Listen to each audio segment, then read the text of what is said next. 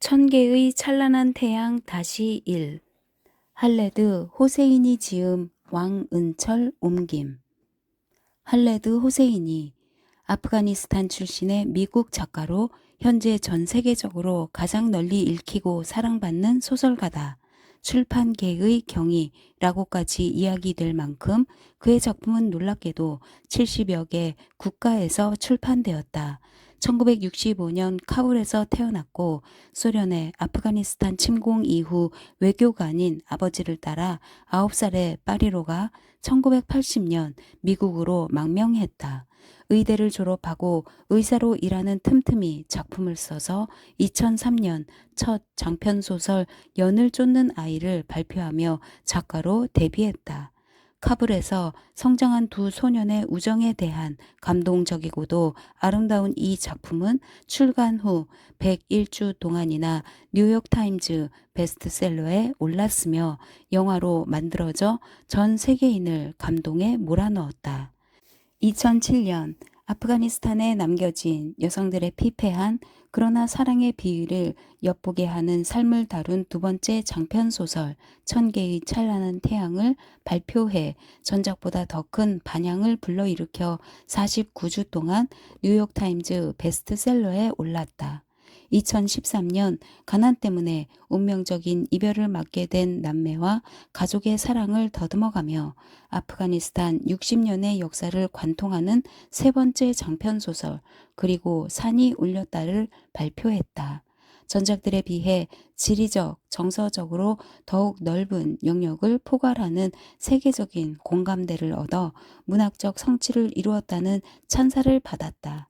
출간 전부터 80개국에 판권이 판매되는 대단한 주목과 함께 출간 즉시 아마존닷컴과 뉴욕타임즈 베스트셀러에 진입했다. 2006년 유엔 난민기구의 친선 대사로 임명되었고 현재 NGO 활동과 더불어 할레드 호세이니 재단을 통해 아프가니스탄의 인도주의적 지원 사업을 벌이고 있다. 옮기니 왕은철 전북대학교 영문과를 졸업하고 펜실베니아 클레리언 대학과 메릴랜드 대학에서 각각 영문학 석사와 박사 학위를 받았다. HB 이어하트 재단, 케이프타운 대학 학술재단, 풀브라이트 재단의 펠로를 역임했고 유영 번역상, 전숙희 문학상, 생명의 신비상, 한국 영어영문학회 학술상, 전북대학교 학술상, 전북대학 교수업상 등을 수상했다. 현대문학으로 등단한 문학평론가이며 전북대학교 영문과 교수로 재직 중이다. 연을 쫓는 아이, 천개의 찬란한 태양, 그리고 산이 울렸다 등 40여 권의 역서와 J.M. 쿠시의 대화적 소설, 문학의 거장들, 애도 예찬, 타자의 정치학과 문학, 트라우마와 문학, 그 침묵의 소리들 등의 저서가 있다. 내 눈에 누르, 비친 하리스와 파라, 그리고 아프가니스탄 여성들에게 이 책을 바칩니다. 제1부 하람이 사생아를 비하하여 일컫는 말이라는 말을 처음 들었을 때 마리암은 5살이었다. 어느 목요일이었다. 그날이 목요일이 틀림없는 건 그녀가 그날 들뜨고 열중해 있었다는 걸 기억하기 때문이다. 잘 일이 오두막을 찾아오는 목요일이면 늘 그랬다. 마리암은 그가 무릎 높이까지 올라오는 개간지의 풀을 가로질러 손을 흔들며 나타나는 순간까지 시간을 때울 셈으로 의자에 올라가 어머니의 닭이 세트를 내렸다. 닭이 세트는 마리암의 어머니인 나나가 2살 때 세상을 떠난 자기 어머니에게서 물려받은 유일한 유품이었다. 나나는 푸른색과 흰색이 섞인 닭이 하나하나를 몹시 아꼈다. 비죽이 나온 주둥이의 우아한 곡선, 수작업으로 그려진 피리새와 국화들, 설탕 그릇에 그려진 악을 쫓는다는 용. 마리암의 손가락에서 미끄러져 오두막의 마룻바닥에 떨어져 깨진 건 이 설탕 그릇이었다. 그릇이 깨진 걸 보자 나나의 얼굴이 빨개지고 윗입술이 떨렸다. 그녀의 두 눈이 나른한 눈과 성한 다른 눈이 모두 깜빡 거림을 멈추고 마리암을 빤히 쳐다봤다. 나나는 너무 무서워 보였다. 마리암은 어머니의 몸에 다시 한번 귀신이 들어갈까봐 무서웠다. 하지만 그때는 진이 들어가지 않았다. 대신 나나는 마리암의 팔목을 잡아 바짝 끌어당기곤 이를 갈면서 말했다. 등신 같은 하람이녀나, 이것이 내가 견뎌온 모든 것에 대한 보상이란 말이냐? 갑오를 깨버리다니, 등신 같은 하람이녀나. 그 당시 마리암은 이해하지 못했다. 그녀는 하람이가 무슨 말인지 알지 못했다. 그녀는 그 말의 부당함을 이해하고 죄가 있는 건 하람이를 만든 사람들이지 태어난 죄밖에 없는 하람이가 아니라는 걸 알기엔 너무 어렸다. 말투로 보아 하람이는 나나가 늘 욕을 하며 오두막 밖으로 쓸어내는 벌레나 허둥지둥 달아나는 바퀴벌레들처럼 추하고 역겨운 것인 모양이었다. 나중에 나이가 들었을 때 마리암은 알게 되었다. 마리암을 고통스럽게 한 건 나나가 그 말을 한 방식이었다. 나나는 그걸 말하기보다는 마리암을 향해 내뱉었다. 그때 그녀는 나나가 무슨 의미로 그랬으며 하람이는 아무도 원치 않는 존재라는 걸 이해했다. 그리고 자신이 사랑, 가족, 가정, 애정 등 다른 사람들이 갖는 것들에 대한 정당한 권리를 가질 자격이 없는 불법적인 존재라는 걸 깨달았다. 잘릴은 그런 식으로 마리암을 부른 적이 한 번도 없었다. 잘릴은 그녀가 자신의 어여쁜 꽃이라고 말했다. 그는 그녀를 무릎에 앉히고 얘기해 주는 걸 좋아했다. 그는 마리암이 1959년에 태어난 곳인 헤라트시가 한때는 페르시아 문화의 요람이었고 시인들과 화가들과 수피 교도들의 고향이었다고 말했다. 그는 웃으면서 이렇게 말했다. 그때는 다리를 뻗으면 차이는 것이 시인들의 엉덩이였단다. 잘릴은 헤라트를 기리기 위해 유명한 첨탑들을 세웠다는 가우하르 샤드 여왕에 관한 이야기를 해줬다. 그는 헤라트의 푸른 밀밭, 과수원, 통통한 포도들이 주절주절 달린 포도덩굴, 사람이 북적거리는 둥근 천장의 저잣거리에 대해 이야기해줬다. 그는 어느 날 몸을 기울이더니 이렇게 속삭였다. 피스타치오 나무가 한 그루 있는데 그 밑에 위대한 시인인 자미가 묻혀 있단다. 자미는 500년도 더 전에 살았던 시인이란다. 정말 그렇단다. 언젠가 너를 바로 그 나무에 데리고 간 적이 있었지. 너는 그때 너무 어려서 기억이 안 날 거다. 그건 사실이었다. 마리암은 그 일이 기억에 없었다. 그녀는 헤라트까지 걸어갈 수 있는 가까운 곳에 15년이나 살았지만 그 유명한 나무는 보지 못했다. 그녀는 가까이에 있다는 유명한 첨탑들도 보지 못하고 헤라트의 과수원에서 과일을 따보지도 밀밭을 거닐어 보지도 못했다. 하지만 잘릴이 이렇게 얘기해 줄 때마다 마리암은 황홀경 속에서 귀를 기울였다. 그녀는 세상에 대해 아는 게 많은 잘릴을 흠모했다. 그녀는 그러한 것들을 알고 있는 아버지를 뒀다는 자부심에 몸이 떨렸다. 잘릴이 떠난 후 나나가 말했다. 그건 허풍이다. 부자는 허풍을 떠는 법이지. 그는 너를 어떤 나무에든 데려간 적이 없다. 그가 하는 말에 현혹되지 마라. 내가 사랑하는 아비는 우리를 배반했다. 그는 우리를 내쳤다. 그는 우리가 그에게 아무것도 아닌 것처럼 화려한 저택 밖으로 내쳤다. 그렇게 하며 좋아라 했다. 마리암은 그 말을 공손하게 듣기만 했다. 그녀는 감히 나나가 잘릴에 대해 이런 식으로 말하는 걸 자신이 얼마나 싫어하는지 얘기하지 못했다.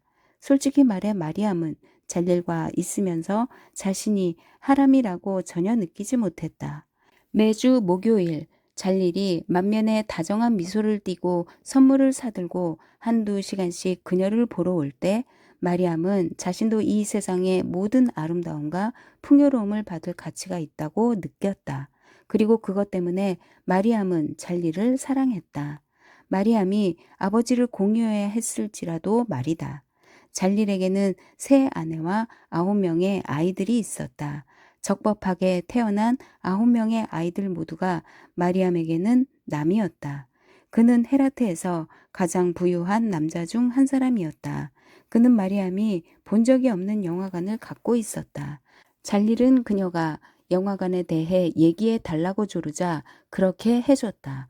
그렇게 해서 그녀는 건물의 앞면이 청색과 황갈색 테라코타 타일로 되어 있고 개인 전용 발코니 좌석이 있으며 천장이 마름모꼴 모양으로 되어 있다는 걸 알게 되었다.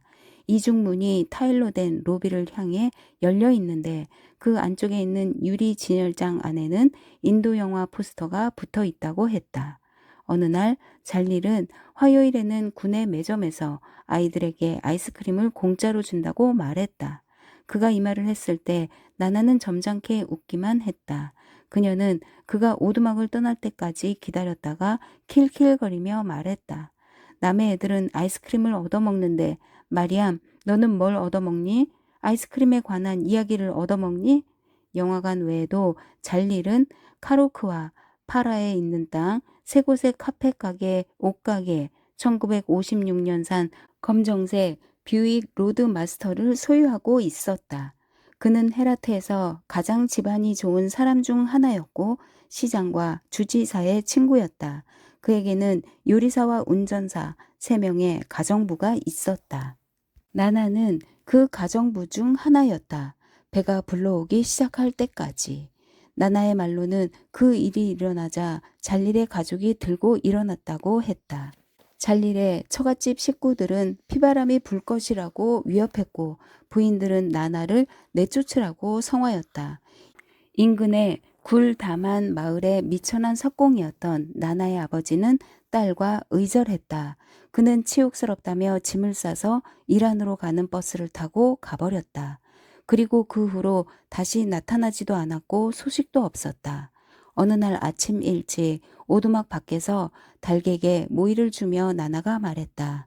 나는 이따금 내 아버지가 그가 가진 날카로운 칼로 명예롭게 딸을 죽일 배짱이 있는 사람이었으면 좋았을 거라는 생각을 해본다. 그게 나한텐 더 좋았을지 모른다. 그녀는 잠시 말을 멈추고 닭장에 또 한 줌의 모이를 던졌다. 그리고 마리암을 바라보았다. 아마 너한테도 더 좋았을 게다. 내가 자신이 누구인지 알게 되는 슬픔을 맛볼 필요가 없었을 테니까. 하지만 내 아버지는 겁쟁이였다. 그에게는 배짱이 없었다. 나나의 말에 따르면 잘릴에게도 명예로운 짓을 할 배짱이 없었다. 그의 가족과 아내들, 처갓집 식구들에 당당히 맞서면서 자신의 행동에 대한 책임을 질 배짱이 없었다.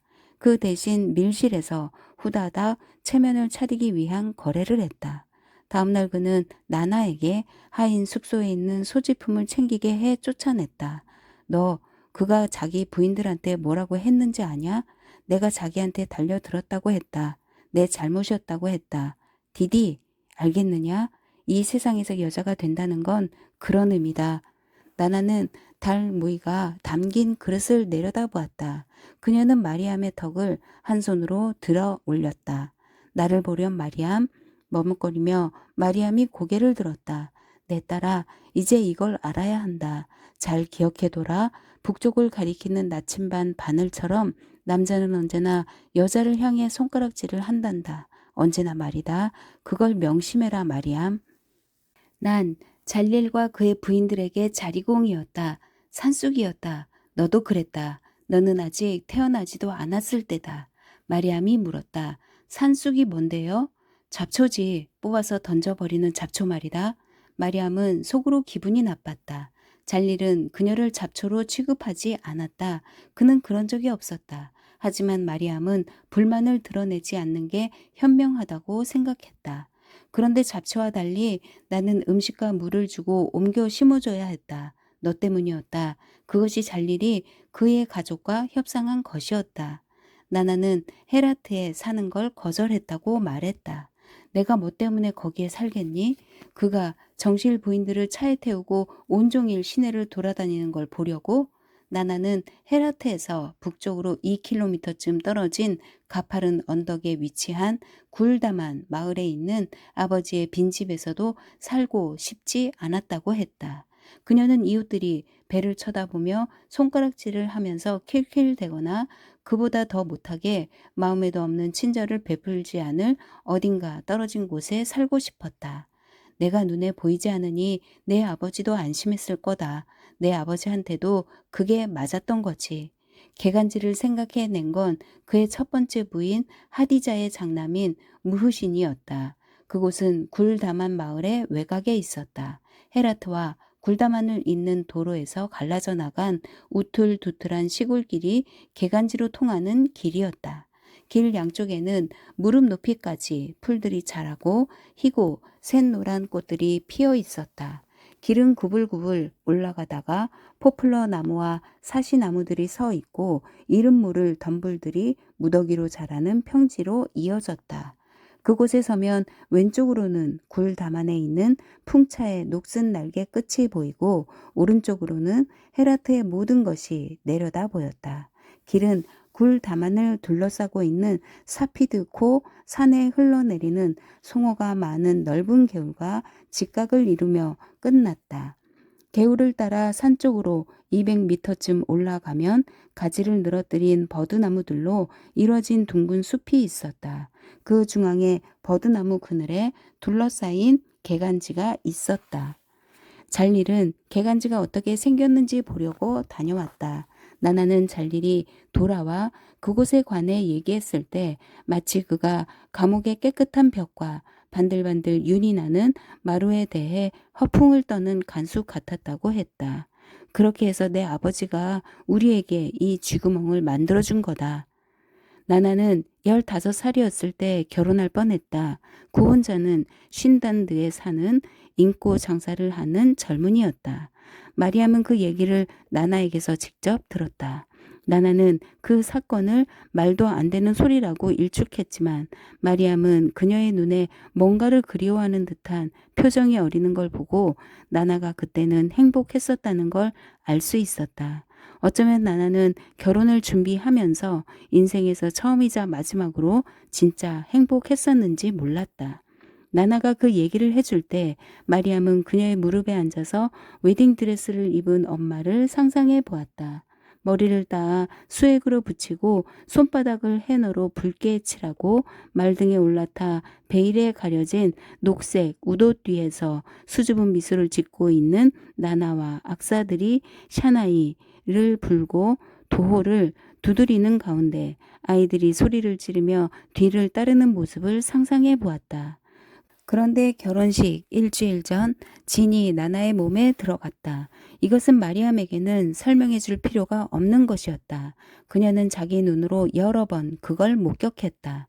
마리암은 나나가 갑자기 쓰러져서는 몸이 굳어지고 눈이 뒤집히고 무엇인가가 그녀의 목을 안에서 조르는 것처럼 팔다리를 떨고 입에 흰 거품을 물고 그것도 때로는 피가 섞인 분홍색 거품을 물고 그러다가 졸고 정신이 혼미해지고 알아들을 수 없는 말을 중얼거리는 걸 여러 번 목격했던 터였다.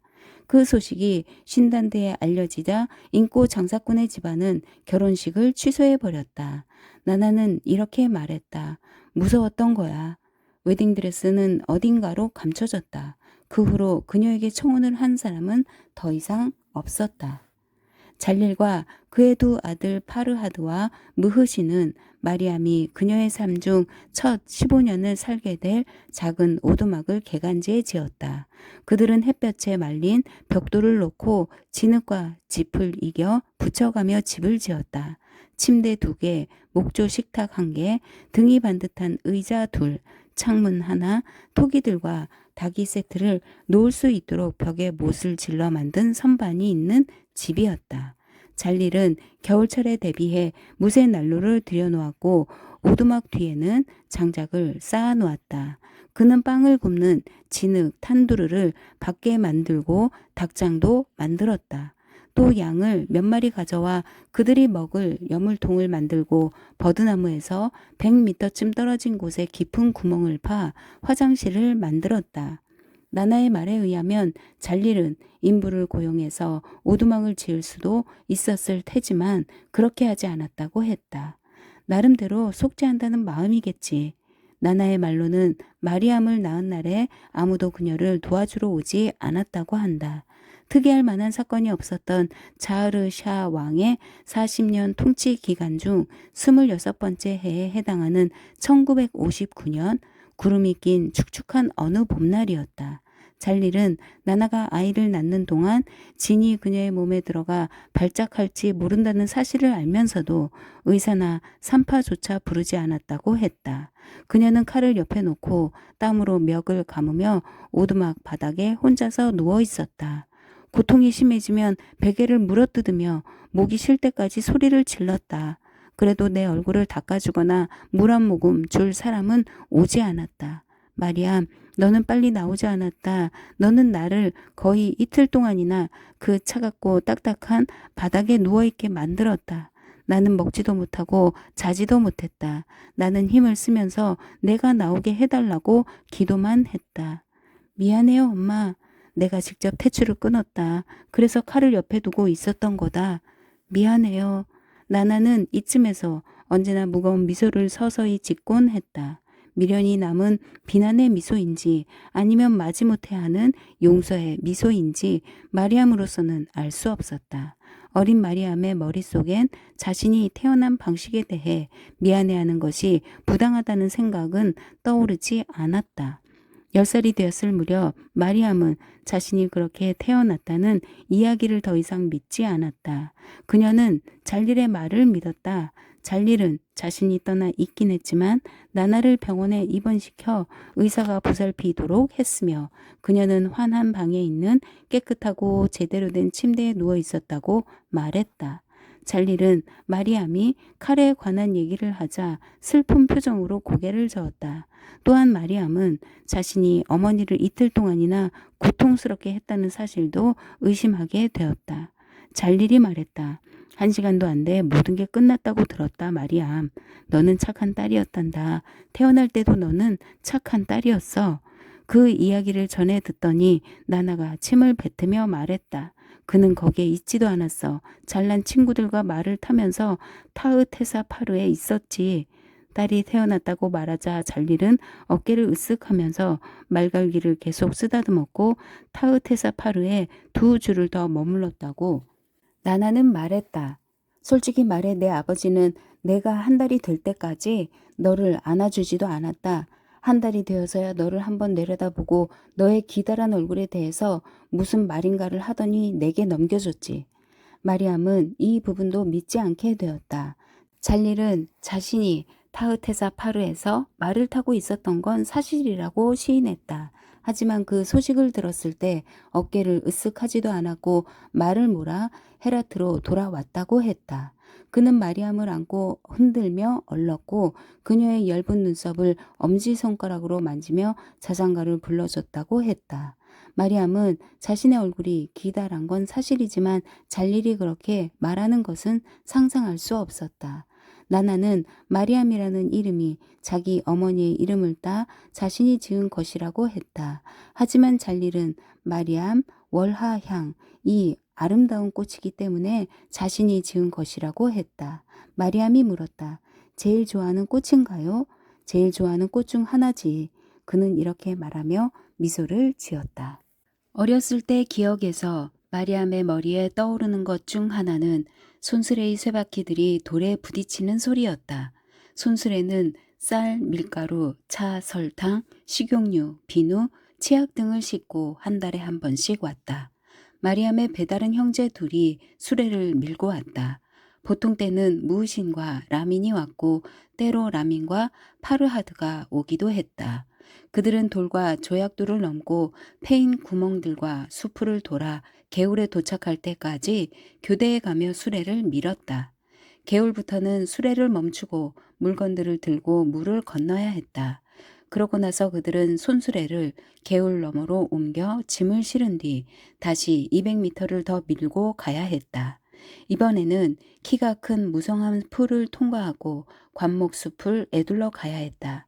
개구리들이 뛰어올랐다. 형제는 땀으로 젖은 머리에 달려드는 모기를 쫓았다. 마리암이 말했다. 아버지는 하인들을 보내면 될 텐데 저러네요. 나나가 말했다. 나름대로 속지 안 드는 마음이겠지. 손수레 소리가 나면 마리암과 나나는 밖으로 나갔다. 마리암은 식료품이 배달되던 날 나나가 짓던 표정을 언제나 기억했다. 문간에 기대고 있는 키가 크고 마른 맨발의 여인, 가늘게 뜬 나른한 눈, 비웃듯이 팔짱을 낀 모습, 빗질을 하지 않은 짧게 자른 머리가 햇볕에 반짝이는 모습. 그녀는 몸에 잘 맞지 않는 회색 셔츠를 목까지 단추를 채워 입고 있었다. 호주머니에는 밤톨만한 돌들이 잔뜩 들어 있었다. 아이들은 개울가에 앉아 마리암과 나나가 물건을 오두막으로 옮기기를 기다렸다. 그들은 나나의 팔 힘이 형편없고 그녀가 던진 대부분의 돌들이 자신들로부터 한참 못 미친 곳에 떨어졌지만 30m 안쪽으로 들어올 엄두를 내지 못했다. 나나는 쌀자루를 안으로 운반하면서 마리암이 이해할 수 없는 욕을 그들에게 퍼부었다. 그녀는 그들의 어머니를 욕했고 그들을 향해 징후에 찬 표정을 지었다. 그들은 그 모욕에 결코 대꾸하지 않았다. 마리암은 미안했다. 그 무거운 짐을 밀고 오느라 팔다리가 얼마나 아플까. 그녀는 그들에게 물을 마시게 해주고 싶었다. 하지만 아무 말도 하지 않았다. 그들이 손을 흔들어도 마주 흔들지 않았다. 한 번은 나나를 즐겁게 하려고 무흐신을 향해 소리를 지르며 그의 입이 도마뱀 똥구멍같이 생겼다고 말하기까지 했다. 그러고 나서는 나중에 죄의식과 수치심에 사로잡힌 채 그들이 잘릴에게 일러바칠까봐 두려워했다. 하지만 나나는 썩은 앞니가 드러나게 요란스레 웃어 젖혔다. 마리암은 그녀가 발작을 하지 않을까 두려웠다. 그녀는 웃음을 그치더니 마리암을 쳐다보며 말했다. 너는 착한 딸이다. 수레가 비면 아이들은 허둥지둥 다가와 그걸 밀고 갔다. 마리암은 그들이 키가 큰 풀과 꽃이 달린 잡초석으로 사라지는 모습을 지켜보았다. 들어오는 거니? 네, 엄마. 그들은 너를 비웃고 있다. 내 귀에는 그 소리가 들린다. 네. 내 말 못 믿겠니? 알았어요. 마리암, 내가 널 사랑하는 거 알지? 그들은 아침에 양들이 멀리서 매 하고 울고 굴 다만의 양치기들이 언덕배기에 풀을 뜯기기 위해 양을 몰고 가면서 불어대는 높은 피리 소리에 잠에서 깼다. 마리암과 나나는 염소의 젖을 짜고 닭들에게 모이를 주고 달걀을 거뒀다. 그들은 함께 빵을 만들었다. 나나는 마리암에게 반죽을 하는 요령과 탄두르에 불을 붙이고 납작해진 반죽을 안쪽 벽에 바짝 붙이는 요령을 알려줬다. 나나는 바느질하는 법도 가르쳐주고 순무로 만든 스튜, 시금치 요리, 생강과 꽃 양배추를 넣어 밥을 하는 법도 가르쳐줬다. 나나는 손님이 오는 게 싫다는 걸 표현하게 드러냈다. 사실 그녀는 사람들을 대체로 싫어했다. 하지만 예외인 사람들이 몇 있었다. 굴 다만 마을의 아르바브, 지도자인 하비브 하는 그중 한 사람이었다. 그는 수염을 기르고 머리는 작고 배가 불룩 나온 남자였는데 한 달에 한 번씩 하인을 데리고 찾아왔다. 하인은 닭 한 마리 혹은 키치리, 누룽지를 갖고 왔고 때로는 마리암을 위해 염색한 달걀 한 바구니를 들고 오기도 했다. 나나가 비비라고 부르는 뚱뚱한 노파도 있었다. 석공이었던 그녀의 죽은 남편이 나나 아버지의 친구였다고 했다. 비비는 어김없이 자신의 6 며느리 중 하나와 손자 한두 명을 데리고 왔다. 비비는 숨을 몰아쉬며 절뚝절뚝 개간지를 가로지른 뒤 엉덩이를 문지르면서 나나가 그녀를 위해 끌어다 놓은 의자에 고통스러운 신음소리를 내며 앉았다. 비비도 마리암에게 사탕, 마르멜로 한 바구니 등을 가져다 주었다. 그녀는 일단 약해져가는 자신의 건강에 대한 불평을 늘어놓고 헤라트와 굴 다만에서 떠도는 이야기로 넘어갔다. 그녀는 며느리가 조용하고 효성스럽게 뒤에 앉아 있는 가운데 장황하게 열변을 토했다. 하지만 마리암이 가장 좋아했던 사람은 잘리를 예외로 치면 마을의 아운트, 코란 선생인 늙은 파이줄라 선생이었다. 그는 나나가 어렸을 때 그랬던 것처럼 일주일에 한 번씩 와서 마리암에게 5개의 일일 기도와 코란을 가르쳤다. 마리암에게 읽기를 가르쳐준 사람도 파이줄라 선생이었다. 마리암이 글자에서 의미를 쥐어짜려고 하는 것처럼 손톱 뿌리가 하얘질 때까지 집게 손가락으로 단어 하나하나를 짚어가면서 소리 없이 발음하는 모습을 어깨 너머로 참을성 있게 지켜본 사람도 그였다. 연필을 쥔 그녀의 손을 잡고 글자의 형태에 따라 올라가고 돌아가고 점을 찍는 걸 가르친 것도 파이줄라 선생이었다. 그는 이가 다 빠지고 수척하고 등이 굽었으며 흰 수염을 배꼽까지 기른 노인이었다. 보통 그는 혼자서 왔다. 이따금 마리암보다 몇 살 더 먹은 황갈색 머리카락을 한 아들 함자를 데리고 오기도 했다. 그가 오두막에 모습을 드러내면 마리암은 파이줄라 선생의 손에 입을 맞췄다. 그건 엷은 가죽으로 덮인 나뭇가지에 입을 맞추는 느낌이었다. 그러면 그는 마리암의 이마에 입을 맞추고 그들은 수업을 하러 방 안에 앉았다. 그런 다음 그들은 오두막 밖에 앉아 잣을 먹고 녹차를 마시며 불불 나이팅게일들이 나무에서 나무로 날아가는 모습을 바라보았다. 때때로 그들은 개울을 따라 산 쪽으로 걸어 갈색 낙엽과 오리나무 숲 사이에서 산책을 했다. 파이줄라 선생은 산책을 할 때면 묵주를 빙빙 돌리면서 떨리는 목소리로 마리암에게 자기가 젊었을 때 보았던 것들에 관해 얘기해 줬다. 이란에서 보았던 머리가 둘인 뱀, 이스파한의 아치형 다리, 마자르에 있는 하늘색 사원 밖에서 수박을 두 쪽으로 잘라 한쪽에는 알라라는 말이 다른 쪽에는 아크바르, 위대한 이라는 말이 쓰여 있는지 보려고 했던 일 등등. 파이줄라 선생은 자신도 코란에 쓰여 있는 말의 의미를 이해할 수 없는 때가 덜어 있다고 마리암에게 실토했다. 하지만 그는 자신의 혀가 구르면서 만들어내는 아랍어의 매혹적인 소리가 좋다고 했다. 그 소리를 들으면 위안이 되고 마음이 편안해진다고 했다. 마리암, 그게 내 마음도 편하게 해줄 거다. 필요할 때 불러내면 어김없이 내게 찾아올 거다. 얘야, 신의 말씀은 너를 저버리지 않을 것이다. 파이줄라 선생은 얘기도 잘했지만 남의 얘기도 잘 들어줬다. 마리암이 얘기할 때 그는 한눈을 판 적이 없었다. 그는 서서히 고개를 끄덕이며 자신이 갈망하던 특혜를 받기라도 한 것처럼 고마운 표정으로 미소를 지었다. 마리암은 나나에게 감히 할 수 없는 얘기들을 파이줄라 선생에게 했다. 어느 날 마리암은 산책을 하다가 학교에 가고 싶다는 말을 했다. 선생님, 진짜 학교 말이에요. 교실에서 수업을 받고 싶어요. 우리 아빠의 다른 자식들처럼요. 파이줄라 선생이 걸음을 멈췄다. 일주일 전 비비는 잘릴의 두 딸인 사이데와 나히드가 헤라트의 메흐리 여학교에 입학할 거라는 말을 했다. 그때부터 교실과 선생님들, 줄이 쳐진 공책, 검고 진한 글씨를 쓰는 잉크에 관한 생각이 마리암의 머리를 맴돌았다. 그녀는 또래의 다른 여자애들과 교실에 앉아있는 자신의 모습을 상상해 보았다.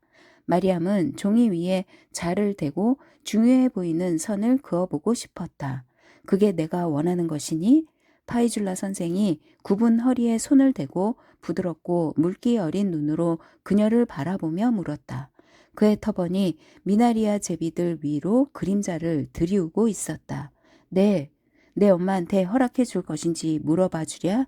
마리암이 미소를 지었다.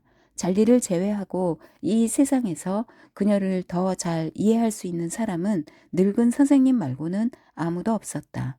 그는 관절염에 걸린 손가락으로 그녀의 볼을 두드리며 이렇게 말했다. 내가 어쩌겠니? 신은 우리에게 나름의 약점을 주셨지. 내가 가진 많은 약점 중에서 최고의 약점은 마리암, 내 말을 도저히 거절할 수 없는 거란다. 하지만 나중에 그가 그 문제를 꺼냈을 때 나나는 양파를 썰고 있던 칼을 내려놓으며 말했다. 어디다 쓰려고요? 아이가 배우고 싶다니까 배우게 해줘. 배우도록 해줘. 배운다고요? 선생님, 뭘 배우죠? 배울 게 뭐가 있죠? 나나는 날카로운 어조로 말하면서 마리암을 향해 민첩하게 눈을 돌렸다. 마리암은 고개를 숙인 채 자기 손만 내려다 보고 있었다. 너 같은 계집애를 학교에 보내 어디다 쓰려고? 그건 타구에 광을 내는 것과 같다. 너는 그런 데서는 쓸모 있는 걸 아무것도 배우지 못할 거야. 너나 나 같은 여자한테 필요한 유일한 기술은 학교에선 가르치지 않는다. 날 봐라. 파이줄라 선생이 끼어들었다. 아이에게 그렇게 얘기하면 안 돼. 나를 보렴. 마리암이 고개를 들었다. 단 하나의 기술만 있다. 그것은 타함을 참는 것이다. 엄마, 뭘 참아요? 그게 뭔지 알려고 안달한 건 없다. 그럴 일은 세고 셌으니까. 그녀는 잘일의 부인들이 자신을 천박한 석공에 못생긴 딸이라고 업신여기며 얼굴에 감각이 없어지고 손끝이 얼얼해질 때까지 밖에서 찬물로 빨래를 하도록 시켰다는 얘기를 늘어놓았다. 마리암, 그게 우리 팔자다. 우리 같은 여자들은 그런 거다. 참는 거지. 그것이 우리가 가진 전부다. 알겠느냐? 게다가 그들은 학교에서 너를 비웃을 것이다. 너를 하람이라고 부르며 너에 관해 입에 담지 못할 말들을 할 것이다. 그러도록 놔둘 수는 없다. 마리암이 고개를 끄덕였다. 더 이상 학교 얘기는 안 할게요. 엄마가 나의 전부예요. 그들에게 엄마를 잃을 수는 없죠. 저를 보세요. 학교 얘기는 더 이상 하지 않을게요. 파이줄라 선생이 다시 끼어들었다. 생각을 좀 해봐. 자, 아이가 원한다잖아. 저는 선생님을 존경하지만 아이가 어리석은 생각을 하도록 하시면 안 돼요. 정말로 저 아이를 아끼신다면 어머니와 함께 집에 있는 게 팔자라는 걸 깨닫게 하셔야 해요. 바깥에는 저 아이를 위한 건 아무것도 없어요. 배척당하고 가슴앓이를 하는 것 말고는 아무것도 없다고요. 선생님, 저는 알아요. 안다고요. 마리암은 오두막에 손님이 오는 게 좋았다. 마을의 지도자와 그가 가져오는 선물, 비비 할머니가 아픈 엉덩이를 끌고 와서 끝없이 늘어놓는 잡담, 그리고 파이줄라 선생님. 그녀는 그들을 사랑했다. 하지만 잘일보다 더 보고 싶은 사람은 아무도, 정말 아무도 없었다. 화요일 밤이 되면 마리암은 잘일이 사업상의 이유로 목요일에 오지 못해 또 한 주일을 기다리게 되면 어쩌나 하는 생각에 제대로 잠을 이룰 수 없었다. 수요일이 되면 그녀는 오두막 주변을 거닐다가 닭장에 있는 닭들에게 멍한 표정으로 모이를 주고 정처 없이 걸으며 꽃잎을 뜯거나 팔을 물어뜯는 모기들을 때려잡았다. 그리고 마침내 목요일이 되면 벽에 기대고 앉아 개울에 눈을 고정시키고 잘일을 기다렸다. 그게 전부였다. 잘일이 늦게 오자 끔찍한 두려움이 엄습해왔다. 무릎에 힘이 빠져서 어딘가로 가서 누워 있어야 할 정도였다. 그때 나나가 불렀다. 아빠 왔다. 잘난데 아빠. 마리암은 벌떡 일어나 만면에 미소를 짓고 기분 좋게 손을 흔들면서 개울을 건너는 그를 바라보았다. 마리암은 나나가 자신이 어떻게 하는지 살피고 있다는 걸 알았다. 그에게 달려가지 않고 문간에 서서 잘일이 서서 자신을 향해 오고 있는 걸 바라보며 기다리는 데는 늘 노력이 필요했다. 그녀는 자신을 억제하고 아버지가 재킷을 어깨에 걸치고 빨간색 넥타이를 미풍에 흩날리며 키가 큰 풀 속으로 걸어오는 모습을 인내심을 갖고 지켜보았다. 개간지에 들어서면 잘일은 탄두루 위에 재킷을 던지고 팔을 벌렸다. 마리암은 처음에는 걸어가다가 마침내 그를 향해 달려갔다. 그는 그녀를 안아 높이 치켜들었다. 마리암은 좋아서 비명을 질렀다.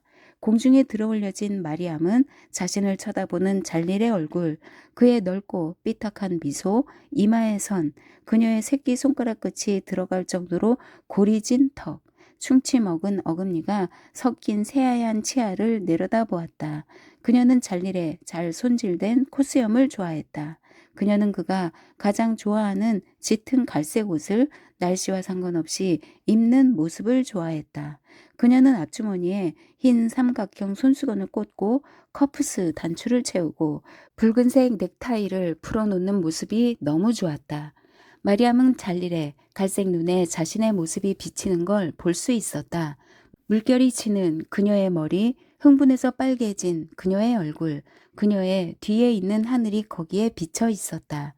나나는 언젠가 그가 마리암을 공중에서 놓쳐 바닥으로 떨어뜨려 뼈를 부러뜨릴 것이라고 말했다. 그러나 마리암은 잘일이 자신을 떨어뜨릴 것이라는 말을 믿지 않았다. 그녀는 늘 자신이 아버지의 깨끗하고 잘 가꾼 손에 들려 안전하게 내려올 것이라고 믿었다.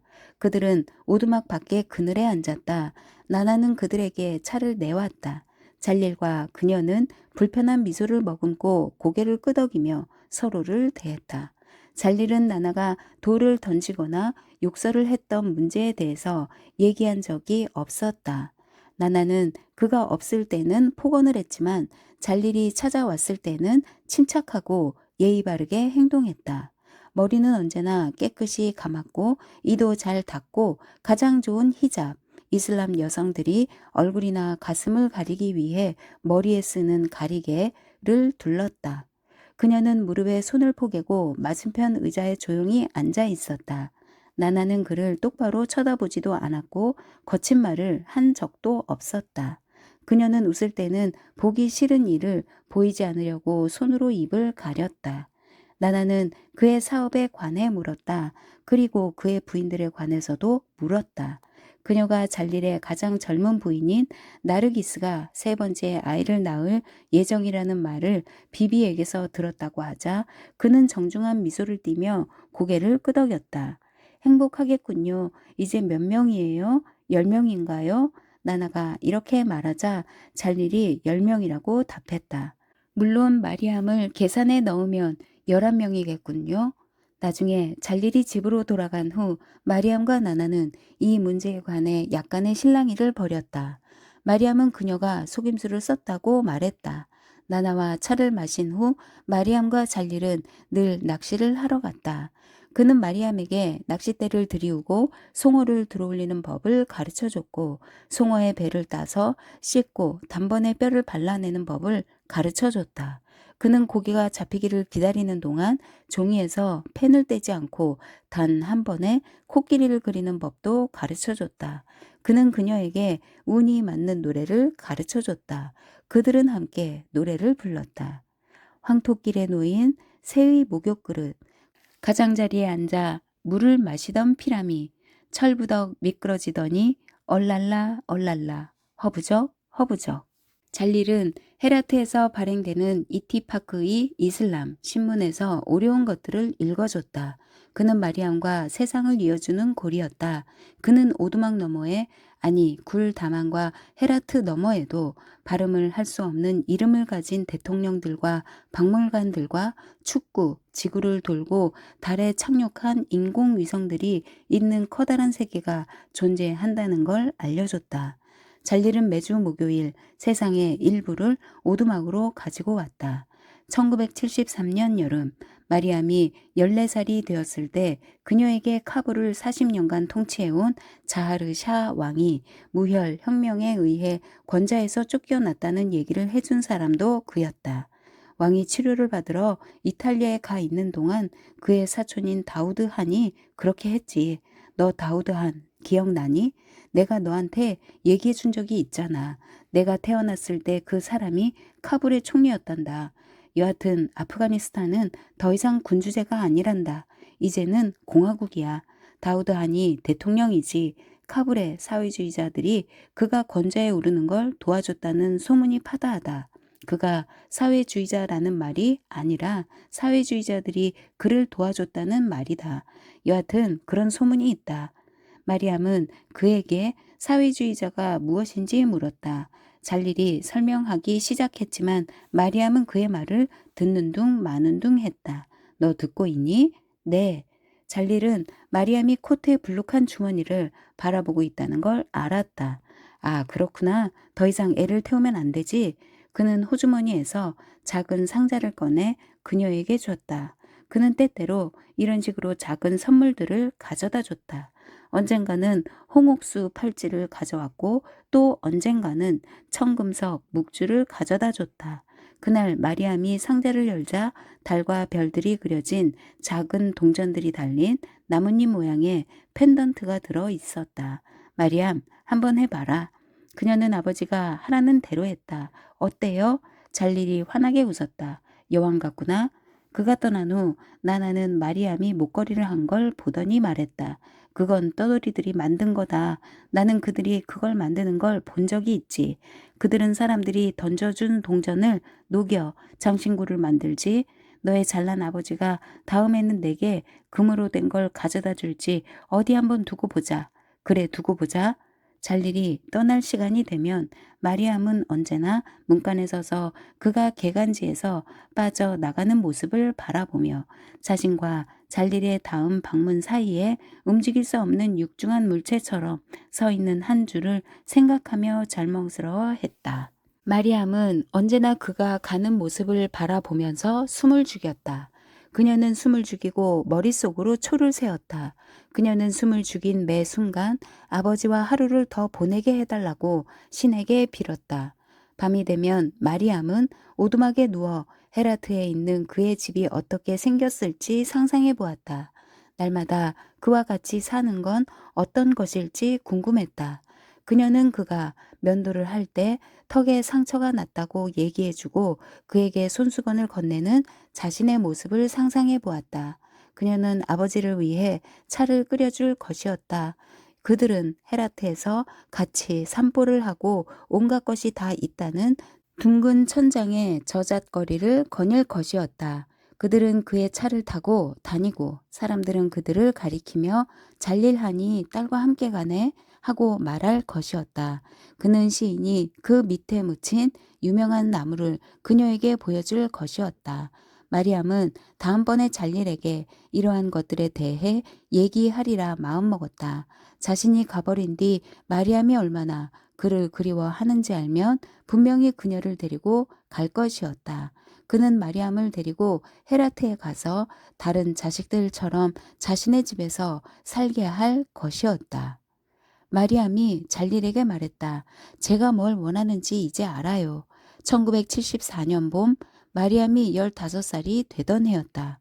그들 세 사람은 오두막 밖에 버드나무가 드리운 그늘에 삼각형 모양으로 놓은 접이식 의자에 앉아 있었다. 생일 선물로 뭘 받고 싶은지 알았다고요. 잘릴이 어서 말을 해보라는 듯 미소를 지으며 말했다. 그래? 2주 전 잘릴은 마리암이 졸라대자 자신의 영화관에서 상영되는 미국 영화에 대한 이야기를 해줬다. 그는 그것이 만화 영화라고 불리는 특별한 종류의 영화라고 했다. 수천 개의 그림들이 이어져 스크린에 비치기 때문에 그것들이 움직인다는 착각을 갖게 만드는 영화라고 했다.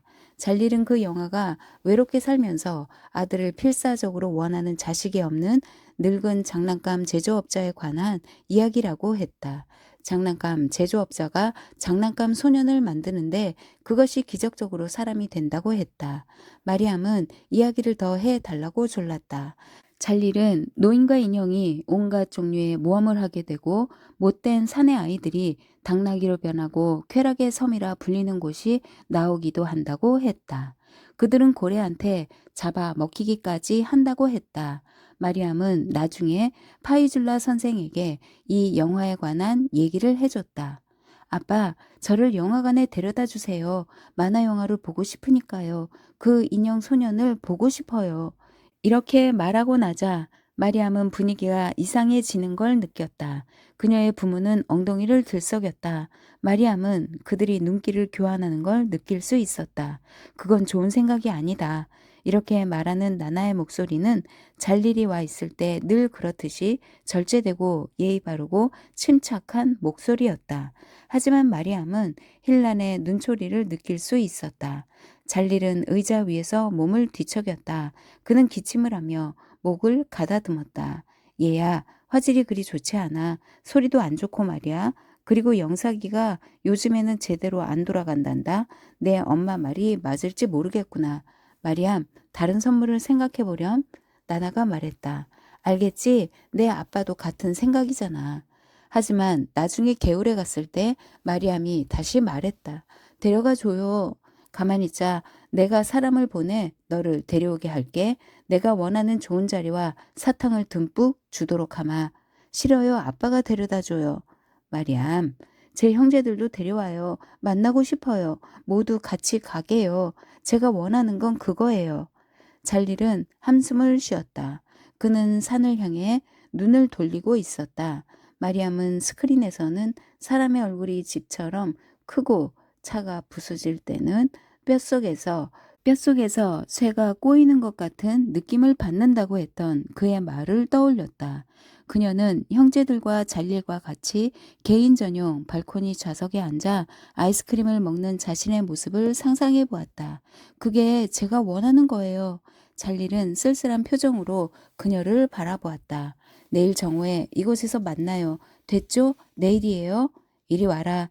그는 쭈그리고 앉아 마리암을 끌어당기고 아주 오랫동안 껴안고 있었다. 처음에 나나는 주먹을 쥐었다 폈다 하면서 오두막 주변을 서성였다. 신은 하고 많은 딸들 중에서 하필이면 너처럼 배은망덕한 딸을 내게 왜 주셨는지 모르겠다. 나는 모든 걸 너를 위해 참았다. 감히 내가 어떻게 이 배은망덕한 하람이야. 내가 감히 어떻게 나를 버린단 말이냐. 이렇게 말하고 나서 그녀는 이죽거리는 소리로 말했다. 참으로 어리석은 년이구나. 내가 그에게 중요한 사람이어서 집에 들일 것 같니? 내 생각에는 내가 그에게 딸일 것 같니? 너를 받아줄 것 같니? 너한테 얘기를 하나 해주마. 마리암, 남자의 마음은 지독하고도 지독한 것이다. 그것은 엄마의 뱃속과 달라. 그것은 피도 나지 않아. 내가 있을 곳을 마련해주기 위해 벌어지지도 않아. 너를 사랑하는 사람은 나밖에 없다. 마리암, 너한테는 이 세상에 나밖에 없다. 내가 죽으면 너한텐 아무것도 안 남을 거다. 너한텐 아무것도 없을 거야. 아무것도 없을 거라고. 너는 아무것도 아니야. 그런 다음 그녀는 상대방의 죄의식에 호소하려 했다. 내가 가면 나는 죽을 거야. 진이 몸에 들어와서 발작을 하게 될 거다. 목구멍이 막혀 죽게 될 거다. 마리암, 나를 떠나지 마라. 제발 있어다오. 내가 가면 나는 죽는다. 마리암은 아무 말도 하지 않았다. 마리암, 너도 내가 너를 사랑한다는 걸 알잖아. 마리암은 산책을 하러 간다고 하고 밖으로 나왔다. 그 자리에 있으면 상처를 받을 말을 할지 몰라 두려웠다. 그녀는 진이라는 것이 거짓말이라는 걸 알았다. 잘릴은 그녀에게 나나가 특별한 병을 앓고 있으며 약을 먹으면 좋아질 수 있다고 말했다. 그 자리에 계속 있었다면 마리암은 나나에게 왜 잘릴이 보낸 의사들을 보지 않으려고 하며 왜 그가 사다 준 약을 먹지 않으려고 하는지 물었을지 몰랐다. 이용당하고 거짓말을 듣고 자신에 대한 소유욕에 질렸다고 말해버렸을지 몰랐다. 그들의 삶의 진실을 왜곡하고 자신을 세상에 대한 불만 중 하나로 삼는데 질려버렸다고 말했을지 몰랐다. 그녀는 또 이렇게 말해버렸을지 몰랐다. 엄마는 무서워서 그래요. 엄마가 갖지 못했던 행복을 내가 갖게 될까봐 무서운 거겠지요. 엄마는 내가 행복하거나 잘 살기를 바라지 않아요. 엄마는 야비한 마음을 갖고 있어요. 개간지의 가장자리에 마리암이 좋아하는 일종의 망루가 있었다. 그녀는 그곳으로 가서 따뜻한 마른 잔디 위에 앉았다. 그곳에서는 헤라트가 내려다 보였다. 도시는 아이들의 체스판처럼 펼쳐져 있었다. 도시의 북쪽으로는 여자들의 공원이, 남쪽으로는 차르스쿠 저작거리와 알렉산더 대왕 때 만들어진 성체의 잔해가 보였다.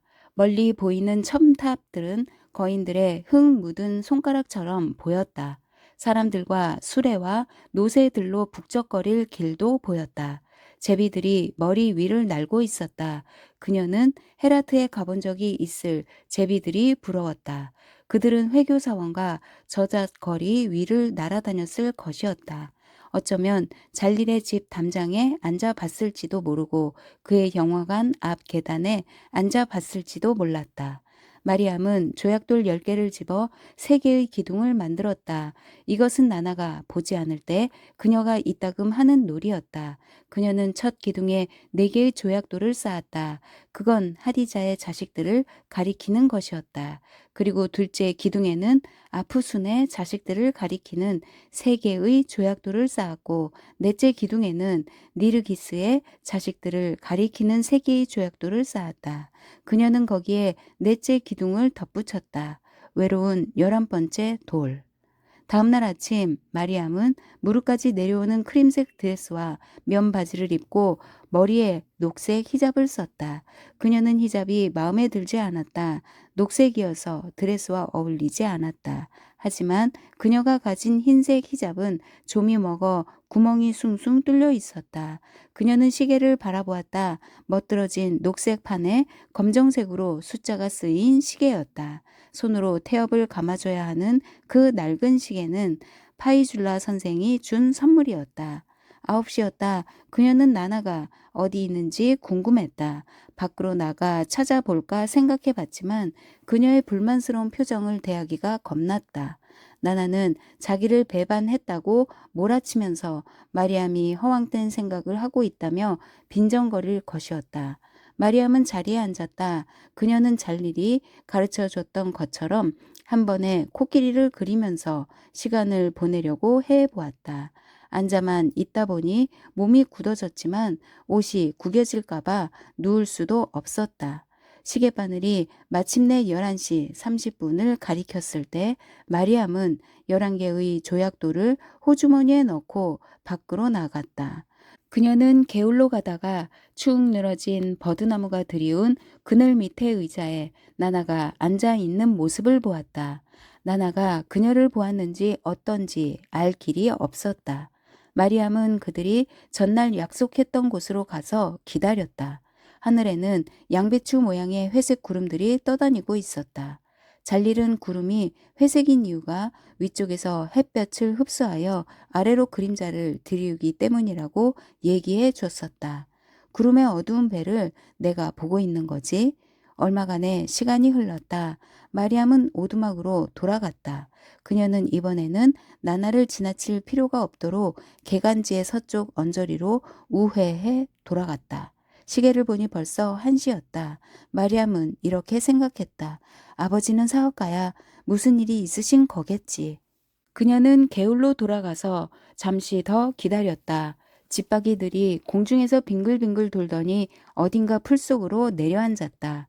마리암은 쐐기 한 마리가 다 크지 않은 엉겅퀴의 밑자락을 따라 서서히 움직이는 모습을 바라보았다. 마리암은 다리가 뻣뻣해질 때까지 기다렸다. 이번에는 오두막으로 돌아가지 않았다. 그녀는 무릎까지 바짓가랑이를 걷어 올리고 개울을 건너 난생 처음으로 헤라트를 향해 언덕을 내려갔다. 나나가 헤라트에 관해 한 얘기도 틀린 것이었다. 아무도 손가락질을 하지 않았다. 아무도 비웃지 않았다. 마리암은 사람들이 북적거리고 시끄러우며 삼나무들이 줄지어 서 있는 대로를 따라 걸어갔다. 걷는 사람들, 자전거를 탄 사람들, 노새가 끄는 수레들로 거리는 북새통이었다. 그러나 아무도 그녀에게 돌을 던지지 않았다. 아무도 그녀에게 하람이라고 하지 않았다. 그녀에게 눈길을 주는 사람조차 거의 없었다. 예상과 달리 놀랍게도 그녀는 이곳에서 평범한 사람이 되어 있었다. 마리암은 자갈길들이 교차하는 큰 공원의 중앙에 있는 타원형 연못 옆에 잠시 서 있었다. 그녀는 불투명한 눈으로 연못을 내려다보고 있는 아름다운 대리석 말들을 손가락으로 만져보았다. 소년들이 물에 종이배를 띄우려 하고 있었다. 사방은 꽃 천지였다. 튤립, 백합, 페추니아 꽃잎들이 햇볕에 씻기고 있었다. 사람들은 길을 따라 걷기도 하고 벤치에 앉아 차를 마시기도 했다. 마리암은 자신이 이곳에 왔다는 걸 믿을 수 없을 지경이었다. 흥분해서 가슴이 콩닥콩닥 뛰었다. 파이줄라 선생이 자신의 이런 모습을 볼 수 있었으면 싶었다. 그녀를 용감하다고 생각할 것 같았다. 그녀는 이 도시에서 자신을 기다리고 있는 새로운 삶을 생각해 보았다. 아버지, 형제 자매들과 함께 살면서 아무런 수치심도 느끼지 못하고 무조건적인 사랑을 주고받는 새로운 삶. 그녀는 공원 옆에 있는 광장으로 다시 씩씩하게 돌아왔다. 가죽만 남은 얼굴을 한 행상들이 플라타너스 그늘에 앉아서 그녀를 무심히 쳐다보았다. 그들 앞에는 버찌와 포도가 피라미드처럼 쌓여 있었다. 맨발의 아이들이 마르멜루 자루를 흔들어대며 승용차와 버스를 뒤쫓았다. 마리암은 거리의 구석에 서서 행인들을 쳐다보았다. 그녀는 그들이 어떻게 주변의 경이로움에 그토록 무관심할 수 있는지 이해할 수 없었다. 잠시 후 그녀는 용기를 내어 마차를 모는 노인에게 영화관 주인인 잘릴이 어디에 사는지 물었다. 그 노인은 볼이 통통하고 무지개 무늬의 차판 아프가니스탄 전통 의상을 입은 사람이었다. 그가 친절하게 말했다. 너는 헤라트에 살지 않는구나. 여기에 사는 사람이라면 누구나 잘일하니 어디에 사는지 알지.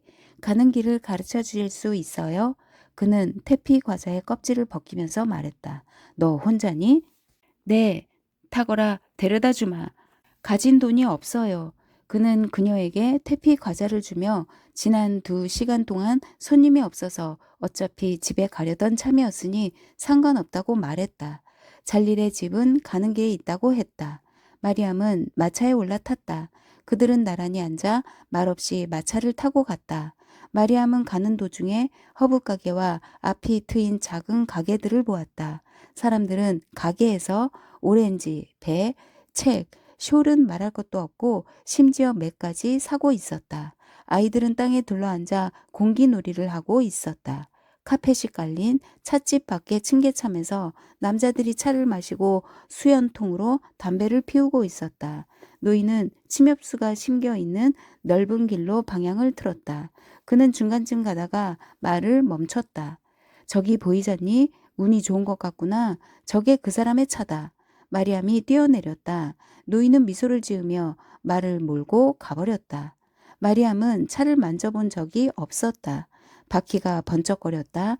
그녀는 검고 반짝거리는 차의 엔진 덮개에 손가락을 대보다가 거기에 크게 비친 자신의 모습을 보았다. 의자는 흰 가죽으로 되어 있었다. 운전대 앞으로 바늘이 달린 둥근 유리 계기판이 보였다. 그 순간 마리암을 조롱하고 그녀의 희망을 산산이 부숴버리는 나나의 목소리가 들리는 듯 했다. 절망의 물결이 그녀를 훑고 지나갔다. 마리암은 떨리는 다리로 그 집의 현관문으로 갔다. 그녀는 벽에 손을 대보았다. 잘릴의 집 벽은 너무 높고 너무 불길해 보였다. 그녀는 목을 빼고 담장 위로 올라온 삼나무들의 우둠지를 바라보았다. 우둠지가 미풍에 흔들렸다. 그녀는 그것이 자신을 환영하는 몸짓이라고 생각했다. 마리암은 마음을 가다듬었다. 맨발의 젊은 여자가 문을 열었다. 아랫입술 밑으로 문신이 있는 여자였다. 잘릴 한을 만나러 왔어요. 저는 그분의 딸인 마리암이에요. 여자가 얼떨떨한 표정을 지었다. 그리고 뭔가를 알아보는 듯 하더니 희미한 미소를 지었다. 여기에서 기다려요. 그녀는 이렇게 말하고 문을 닫았다. 몇 분이 지나서 한 남자가 문을 열고 나왔다. 졸린 듯한 눈과 침착한 표정의 키가 크고 어깨가 널찍한 남자였다. 그의 목소리는 불친절하진 않았다. 나는 잘릴한을 모시는 운전사야. 네? 운전사라고. 잘릴한은 댁에 안 계셔. 차는 있는데요. 급한 일로 나가셨어. 언제 돌아오시는데요? 말하지 않고 나가셨어. 마리암은 기다리겠다고 말했다. 그는 문을 닫았다. 마리암은 쪼그리고 앉았다. 벌써 저녁이었다. 배가 고프기 시작했다. 마차를 몰던 노인이 준 태피 과자 외에는 먹은 게 없었다. 잠시 후 운전사가 다시 나왔다. 집에 가야 돼. 1시간도 못 돼 어두워질 거야. 저는 어둠에 익숙해요. 추워질 거야. 내가 집에 데려다 줄게. 돌아오시면 내가 왔었다고 말씀드릴게. 마리암은 말없이 그를 쳐다보기만 했다. 그게 싫다면 호텔로 데려다 줄게. 거기 가면 편안히 잘 수 있어. 어떻게 할 것인지는 내일 아침에 일어나서 생각해보고 말이야. 집으로 들어가게 해줘요. 들여놓지 말라는 지시를 받았어. 주인 어른이 언제 돌아오실지 아무도 몰라. 며칠 걸릴지도 몰라. 마리암은 팔짱을 끼었다. 운전사가 한숨을 쉬며 부드럽게 힐난하는 눈길로 그녀를 바라보았다. 후에 마리암은 만약 그때 운전사가 곧바로 자신을 데려다 주게 놔뒀더라면 어떻게 됐을까 수없이 생각했었다. 하지만 그때 그녀는 그렇게 하지 않았다. 그녀는 잘릴의 집 밖에서 밤을 샜다. 그녀는 하늘이 어두워지고 그림자가 이웃한 집들의 현관을 감싸는 모습을 지켜보았다. 문신이 있는 여자가 얼마간의 빵과 한 접시의 밥을 가져다 주었다. 마리암은 먹지 않겠다고 했다. 여자는 마리암 옆에 그것을 놓고 갔다. 거리 아래쪽으로부터 발자국 소리가 나고 문이 열리고 나지막하게 인사하는 소리가 이따금 들려왔다. 전기불이 들어오고 창문이 희미하게 빛났다. 개들이 짖었다. 배고픔을 더 이상 참을 수 없게 되자 그녀는 밥과 빵을 모두 먹어버렸다. 그리고 정원에서 울어대는 귀뚜라미 소리에 귀를 기울였다. 하늘에는 구름이 창백한 달을 지나치고 있었다. 아침에 마리암은 놀라서 잠에서 깨어났다. 누군가가 밤 사이에 그녀에게 담요를 덮어준 모양이었다. 그녀의 어깨를 흔든 건 운전사였다. 이제 됐어. 이만큼 했으면 됐어. 이제 갈 시간이야. 마리암은 일어나서 눈을 비볐다. 등과 목이 아팠다. 저는 기다릴 거예요. 이것 봐. 잘릴하니 너를 지금 데려다 주라고 말씀하셨어. 지금 당장 말이야. 알아듣겠어? 잘릴하니 그렇게 말씀하셨다고. 그가 차의 뒷문을 열며 부드럽게 말했다. 어서 타. 그분을 만나고 싶어요. 마리암의 눈이 눈물에 젖었다. 운전사가 한숨을 쉬며 말했다. 집에 데려다 줄게. 자, 어서 타. 마리암은 일어서서 그를 향해 걸었다. 그리고 마지막 순간에 방향을 바꿔 문을 향해 달려갔다. 그녀는 운전사의 손가락이 자신의 어깨를 잡으려고 하는 걸 느꼈다. 그녀는 그걸 떨쳐내고 문을 박차고 들어갔다.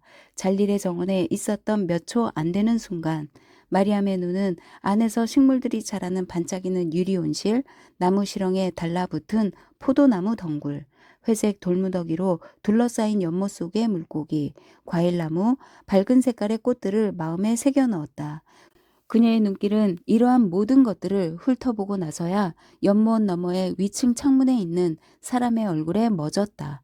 그 얼굴은 잠깐 거기에 있었을 뿐이다. 그것은 잠깐이었지만 그 사람의 눈이 커지고 입이 벌어지는 모습을 미리암이 볼 수 있을 정도로 충분히 긴 시간이었다. 그 얼굴은 금세 시야에서 사라졌다. 손이 보이더니 후다닥 끈을 잡아당겼다. 커튼이 내려왔다. 그때 두 손이 마리암의 겨드랑이 속으로 들어오더니 그녀의 몸이 위로 들렸다. 마리암은 발버둥을 쳤다. 그녀의 호주머니에 있던 조약돌이 빠져 나왔다. 차로 끌려가 뒷좌석의 차가운 가죽 시트에 앉혀지는 동안 그녀는 발버둥을 치며 울었다. 운전사는 운전을 하면서 낮은 소리로 그녀를 위로했다. 마리암은 그의 말이 귀에 들어오지 않았다. 그녀는 뒷자리에서 몸을 들썩거리며 울었다. 그것은 슬픔과 분노와 환멸의 눈물이었다. 하지만 대부분 깊고 깊은 치욕의 눈물이었다. 어리석게도 잘릴의 말을 곧이곧대로 믿고 색깔이 안 맞는 것도 마다하지 않고 히잡을 두른 것에서부터 시작해 무슨 옷을 입어야 할지 망설이느라 그 난리를 쳤으며 그곳을 떠나기를 거부하고 길 잃은 개처럼 길거리에서 잤다는 사실이 치욕스러워 흘리는 눈물이었다.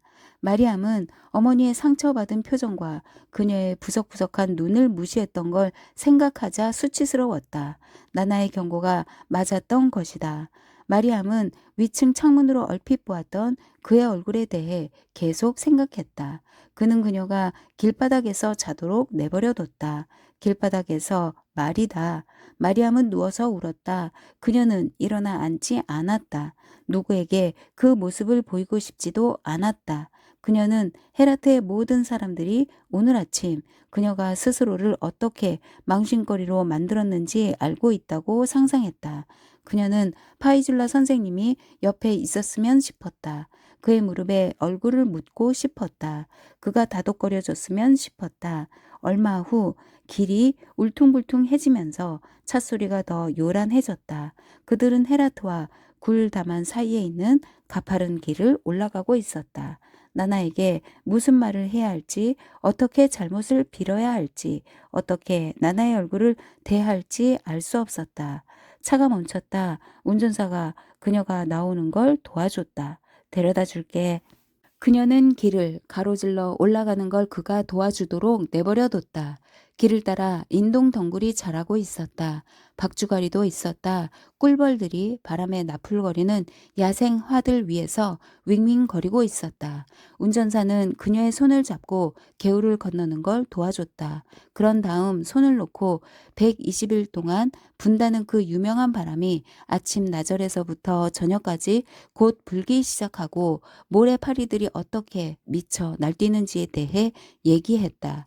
그때 갑자기 그가 앞을 가로막고 미리암의 눈을 가리며 그들이 온 방향으로 그녀를 밀쳤다. 돌아서 안 돼. 보지 마. 돌아서, 돌아서.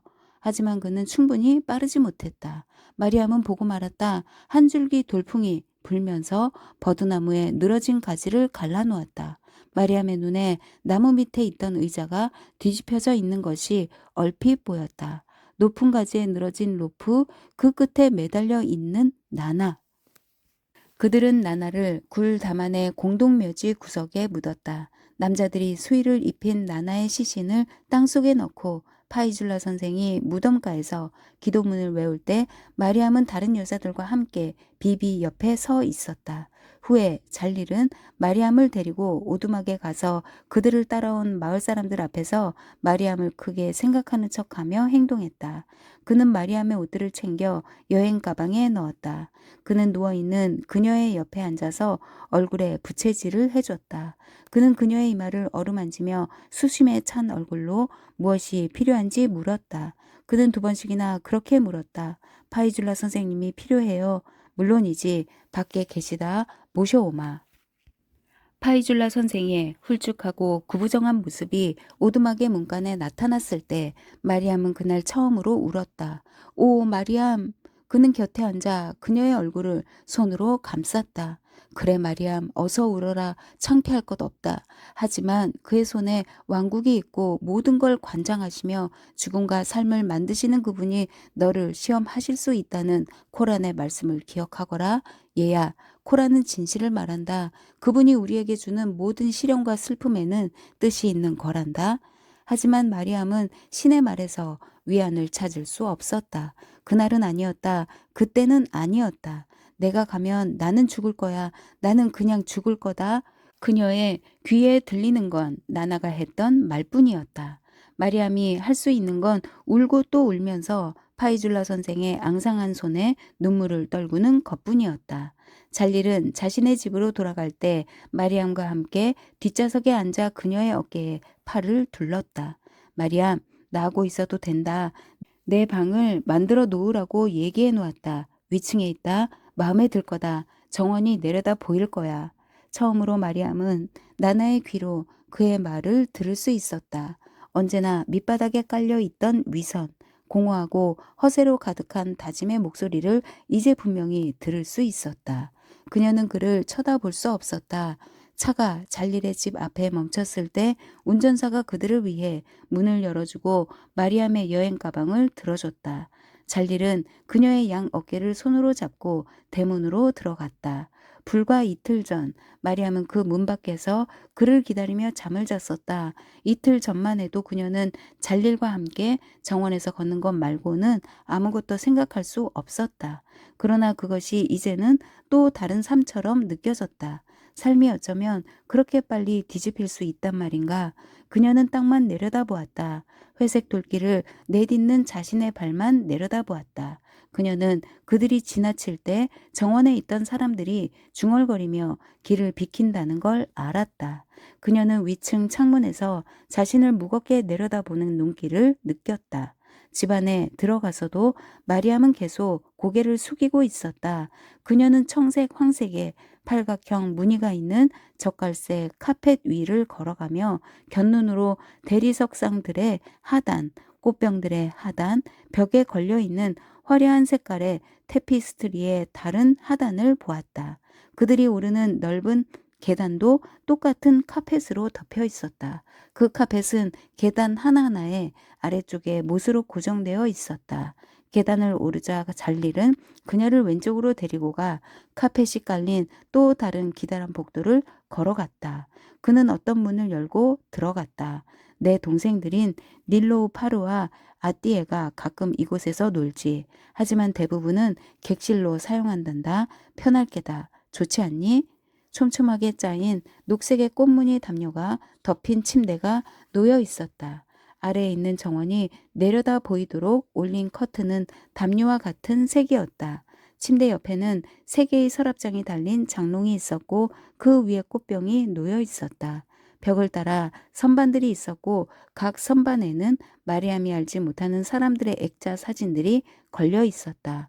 선반 중 하나에 똑같은 목각 인형들이 크기에 따라 일렬로 놓여 있었다. 잘릴이 그녀가 인형을 바라보는 걸 보고 말했다. 마트로슈카 인형들이란다.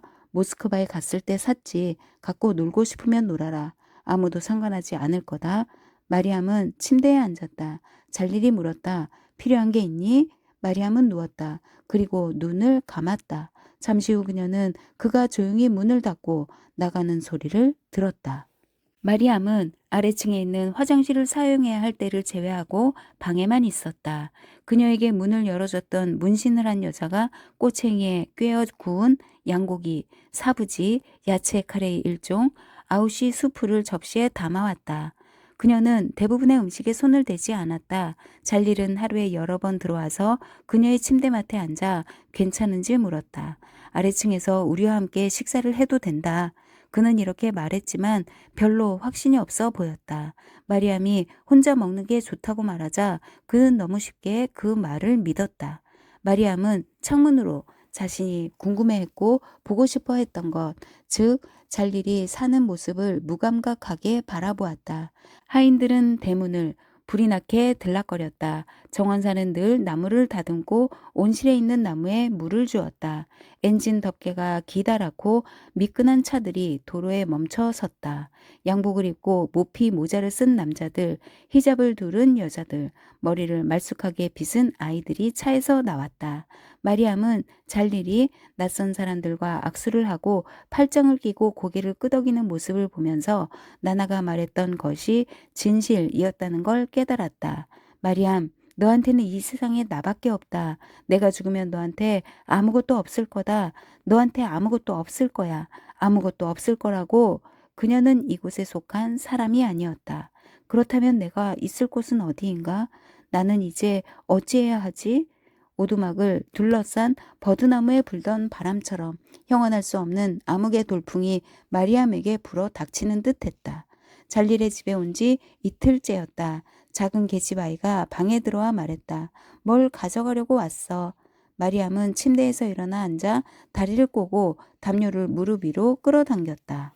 아이는 방을 가로지르더니 벽장 문을 열었다. 그리고 네모난 회색 상자를 꺼내 열면서 말했다. 이게 뭔지 알아? 축음기라는 거야. 축음기. 레코드판을 트는 거라고. 음악 말이야. 내가 닐로 파르로구나. 8살이고 아이가 방긋 웃었다. 잘릴에 웃는 모습과 보조개를 닮은 아이였다. 어떻게 알았지? 마리암은 어깨를 으쓱해 보였다. 그녀는 아이에게 자신이 언젠가 조약돌에 아이의 이름을 붙여 부른 적이 있다는 말을 하지 않았다. 노래 듣고 싶어? 마리암은 다시 한번 어깨를 으쓱해 보였다. 닐로우파르는 축음기의 코드를 꽂았다. 그녀는 상자의 뚜껑 밑에 있는 주머니에서 작은 레코드판을 꺼냈다. 그리고 그걸 올려놓고 바늘을 내려놓았다. 음악이 나오기 시작했다. 나는 당신에게 보내는 달콤한 편지를 꽃잎에 쓰겠어요. 당신은 내 마음의 술탄, 내 마음의 술탄이에요. 이 노래 알아? 아니, 이란 영화에 나오는 노래야. 아빠의 영화관에서 보았거든. 헤이, 이것 좀 볼래? 마리암이 뭐라고 하기도 전에 닐로우파르는 자신의 손바닥과 이마를 땅에 댔다. 그리고 발을 들어 올리며 물구나무 서기를 했다. 그녀가 컬컬한 소리로 물었다. 이렇게 할 수 있어? 아니, 닐로우파르는 다리를 내리고 블라우스를 내렸다. 그녀는 발그레해진 이마에서 머리카락을 걷어내며 말했다. 내가 가르쳐 줄게. 그런데 여기에 얼마나 오래 있을 거야? 모르겠다. 우리 엄마 말로는 언니가 진짜 언니는 아니라던데? 그럼 언니가 말했던 것과 다르잖아. 마리암은 이렇게 둘러댔다. 나는 그렇게 말한 적이 없어. 엄마 말로는 그랬다던데 그러네. 상관없어. 언니가 그 말을 했든 안 했든 난 상관없어. 언니가 진짜 언니라 해도 상관없어. 괜찮아. 마리암은 침대에 누웠다. 나 피곤해. 엄마 말로는 진이 언니 엄마한테 들어가서 목을 메고 죽었다던데? 마리암이 몸을 돌려 누우며 말했다. 이제 그만해. 아니 저 음악 말이야.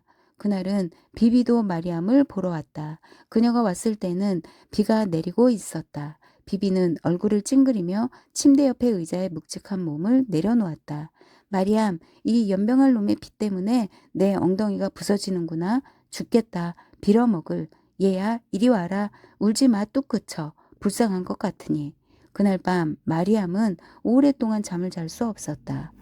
그녀는 침대에 누워 하늘을 바라보면서 아래층에서 나는 발자국 소리, 벽 때문에 둔탁하게 들리는 사람들의 소리, 유리창을 모질게 때리는 빗소리에 귀를 기울였다. 그러다가 깜빡 졸았다. 그리고 고함치는 소리에 놀라서 깨었다. 아래층에서 화난 목소리가 들렸다. 마리암은 무슨 말인지 알아들을 수 없었다. 누군가가 방문을 쾅 닫았다. 다음날 아침 파이줄라 선생이 그녀를 찾아왔다. 그의 흰 수염과 이가 빠지고 없지만 상냥하기 그지없는 미소를 보자 다시 한번 눈물이 솟았다. 그녀는 침대에서 내려와 그에게 달려갔다. 늘 그랬던 것처럼 그녀는 그의 손에 입을 맞추고 그는 그녀의 이마에 입을 맞췄다. 그녀는 그에게 의자를 가져다 줬다. 그는 가져온 코란을 마리암에게 보여주며 펼쳤다. 늘 하던 수업을 빼먹을 필요가 없다는 생각이 들었다. 선생님, 저는 더 이상 배울 필요가 없어요. 선생님은 저에게 몇 년 전에 코란에 나오는 모든 장과 절을 가르쳐 주셨잖아요. 그는 미소를 지으며 알았다는 듯 손을 들어 올렸다. 들켰구나. 하지만 너를 찾아올 더 좋은 구실을 찾아낼 수 없었다. 선생님한테는 구실이 필요 없어요. 선생님은 그러실 필요 없어요. 마리암, 그렇게 말해주다니 고맙구나. 그는 마리암에게 자신의 코란을 건네줬다. 그녀는 코란에 이마를 대면서 3번 입을 맞추고 코란을 돌려줬다. 얘야, 어떻게 지내니? 그녀는 이렇게 운을 떼다가 말을 멈췄다. 목구멍에 돌이 걸린 것 같았다. 저는 엄마가 했던 말을 계속 생각하고 있어요. 엄마는 파이줄라 선생이 그녀의 무릎에 손을 대며 말했다. 아니, 아니다 마리암. 내 엄마는 정신이 온전치 않은 불행한 사람이었어. 알라신이 내 엄마를 용서해 주시기를 빈다. 내 엄마는 끔찍한 짓을 했다. 자기한테도 그랬고 너한테도 그랬고 알라신한테도 그랬다. 알라신은 내 엄마를 용서해 주실 거다. 모든 걸 용서해 주시는 분이니까 말이다. 하지만 알라신은 내 엄마가 한 일 때문에 슬퍼하고 계신다. 알라신은 자기 목숨이든 다른 사람의 목숨이든 목숨을 거두는 일을 용납하지 않으신다. 알라신께서는 생명이 신성한 것이라고 말씀하신다. 너도 알다시피. 그는 이 부분에서 의자를 바짝 더 끌어당기고 두 손으로 마리암의 손을 잡았다. 너도 알다시피 나는 내가 태어나기 전부터 내 엄마를 알았다. 작은 아이였을 때부터 말이다. 그때도 내 엄마는 행복하지 못한 아이였다. 유감스럽지만 내 엄마가 한 일의 씨앗은 오래전에 뿌려졌던 거다. 내가 하고 싶은 말은 그것이 내 잘못이 아니었다는 거다. 얘야, 그건 내 잘못이 아니었다. 저는 엄마 곁을 떠나지 말았어야 해요. 떠나지 말았어야 했다고요. 그런 생각 그만해라. 그렇게 생각해 봐야 좋을 게 없다. 얘야, 내 말 알아듣겠니? 좋을 게 없단 말이야. 그런 생각을 하면 내가 망가질 거야. 그건 내 잘못이 아니었단 말이다. 내 잘못이 아니었어. 아니었어. 마리암은 고개를 끄덕였다. 필사적으로 그의 말을 믿고 싶었다. 그러나 그럴 수가 없었다.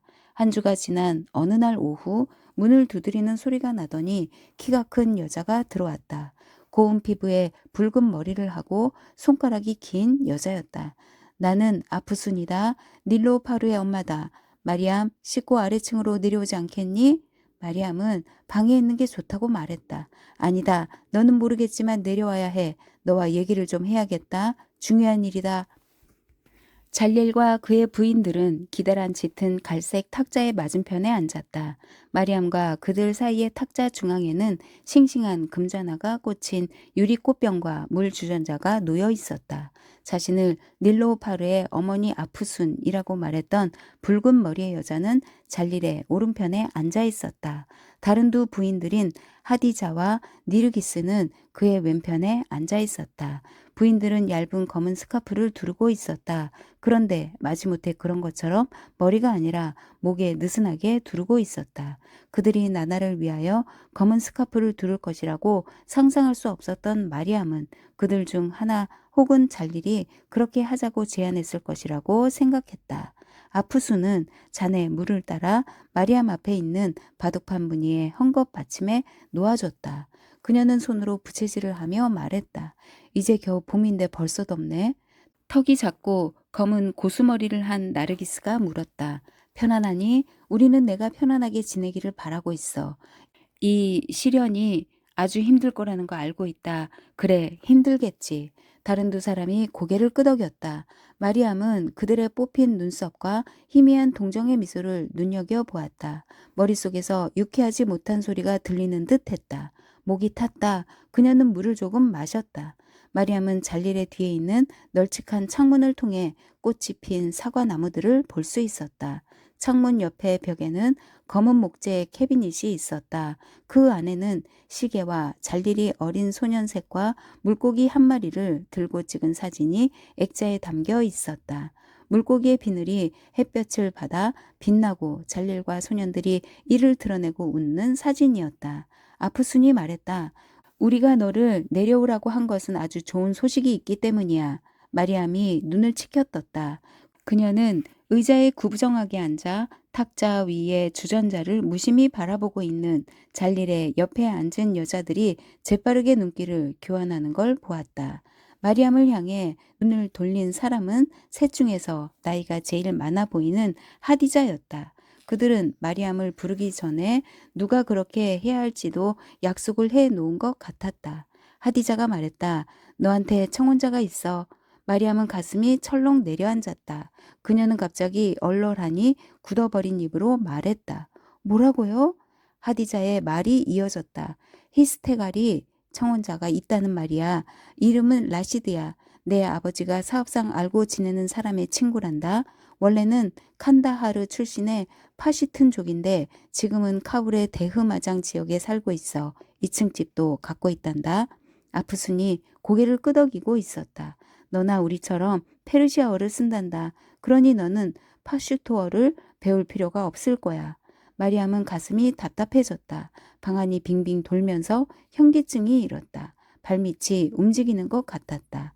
하디자의 말이 이어지고 있었다. 구두장이야. 그러나 길가에 있는 평범한 무치 구두 수선공은 아니란다.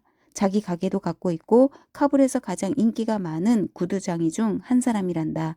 외교관들이나 대통령의 친인척들처럼 높은 사람들을 위해 구두를 만든단다. 그러니 먹고 사는 데는 지장이 없을 거다. 마리암의 심장이 그녀의 가슴 속에서 공중제비를 하고 있었다. 마리암의 눈길이 잘릴에게 멎었다. 맞나요? 지금 하는 저 말이 맞나요? 하지만 잘릴은 그녀를 쳐다보지 않으려 했다. 그는 아랫입술의 가장자리를 깨물며 계속 주전자만 바라보고 있었다. 아프순이 거들었다. 너보다 나이가 약간 많긴 하지. 하지만 아직 40은 안 됐을걸? 많아야 45일 거야. 나르기스 그렇지 않아? 네 맞아요. 하지만 말이야. 나는 내 청혼자보다 20년 위인 남자들에게 9살짜리 여자애들을 주는 경우를 봤어. 우리 모두가 봤어. 너 지금 몇 살이지? 15이야?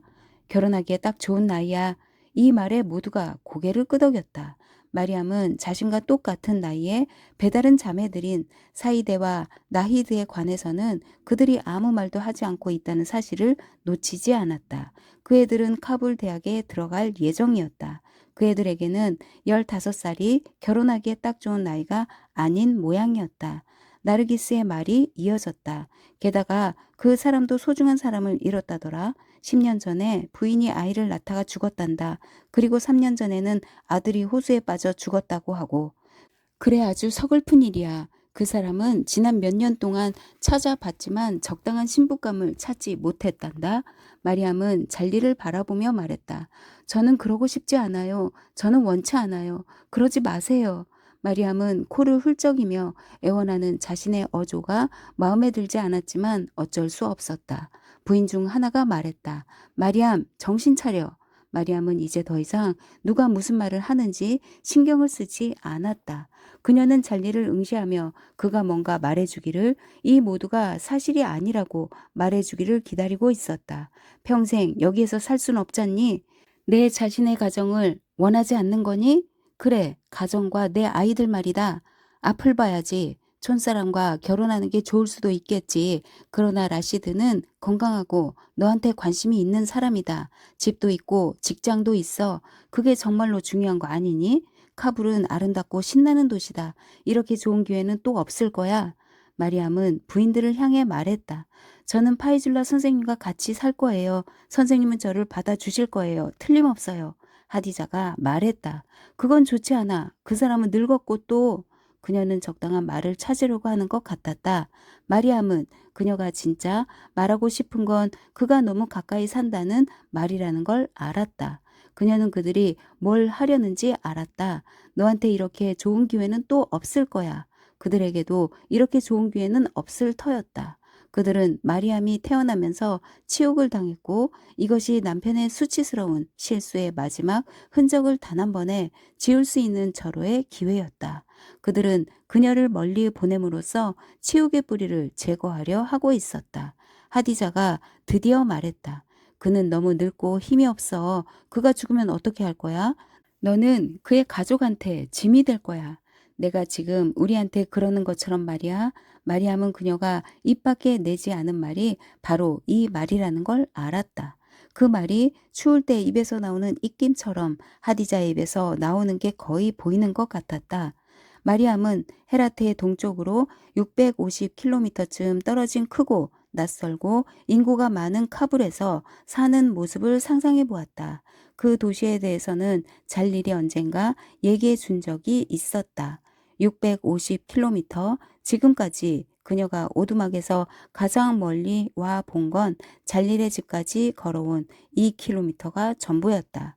그녀는 상상하기 어려울 만큼 멀리 떨어진 카불에 가서 낯선 사람의 집에서 그 남자의 기분을 맞춰주고 그가 내리는 명령에 복종하면서 살아가는 자신의 모습을 상상해 보았다. 그녀는 라시드라는 남자를 위해 청소하고 요리하고 빨래를 해줘야 할 것이었다. 다른 허드렛 일도 있을 것이었다. 나나는 그녀에게 남편들이 아내들에게 뭘 하는지 얘기해 준 적이 있었다.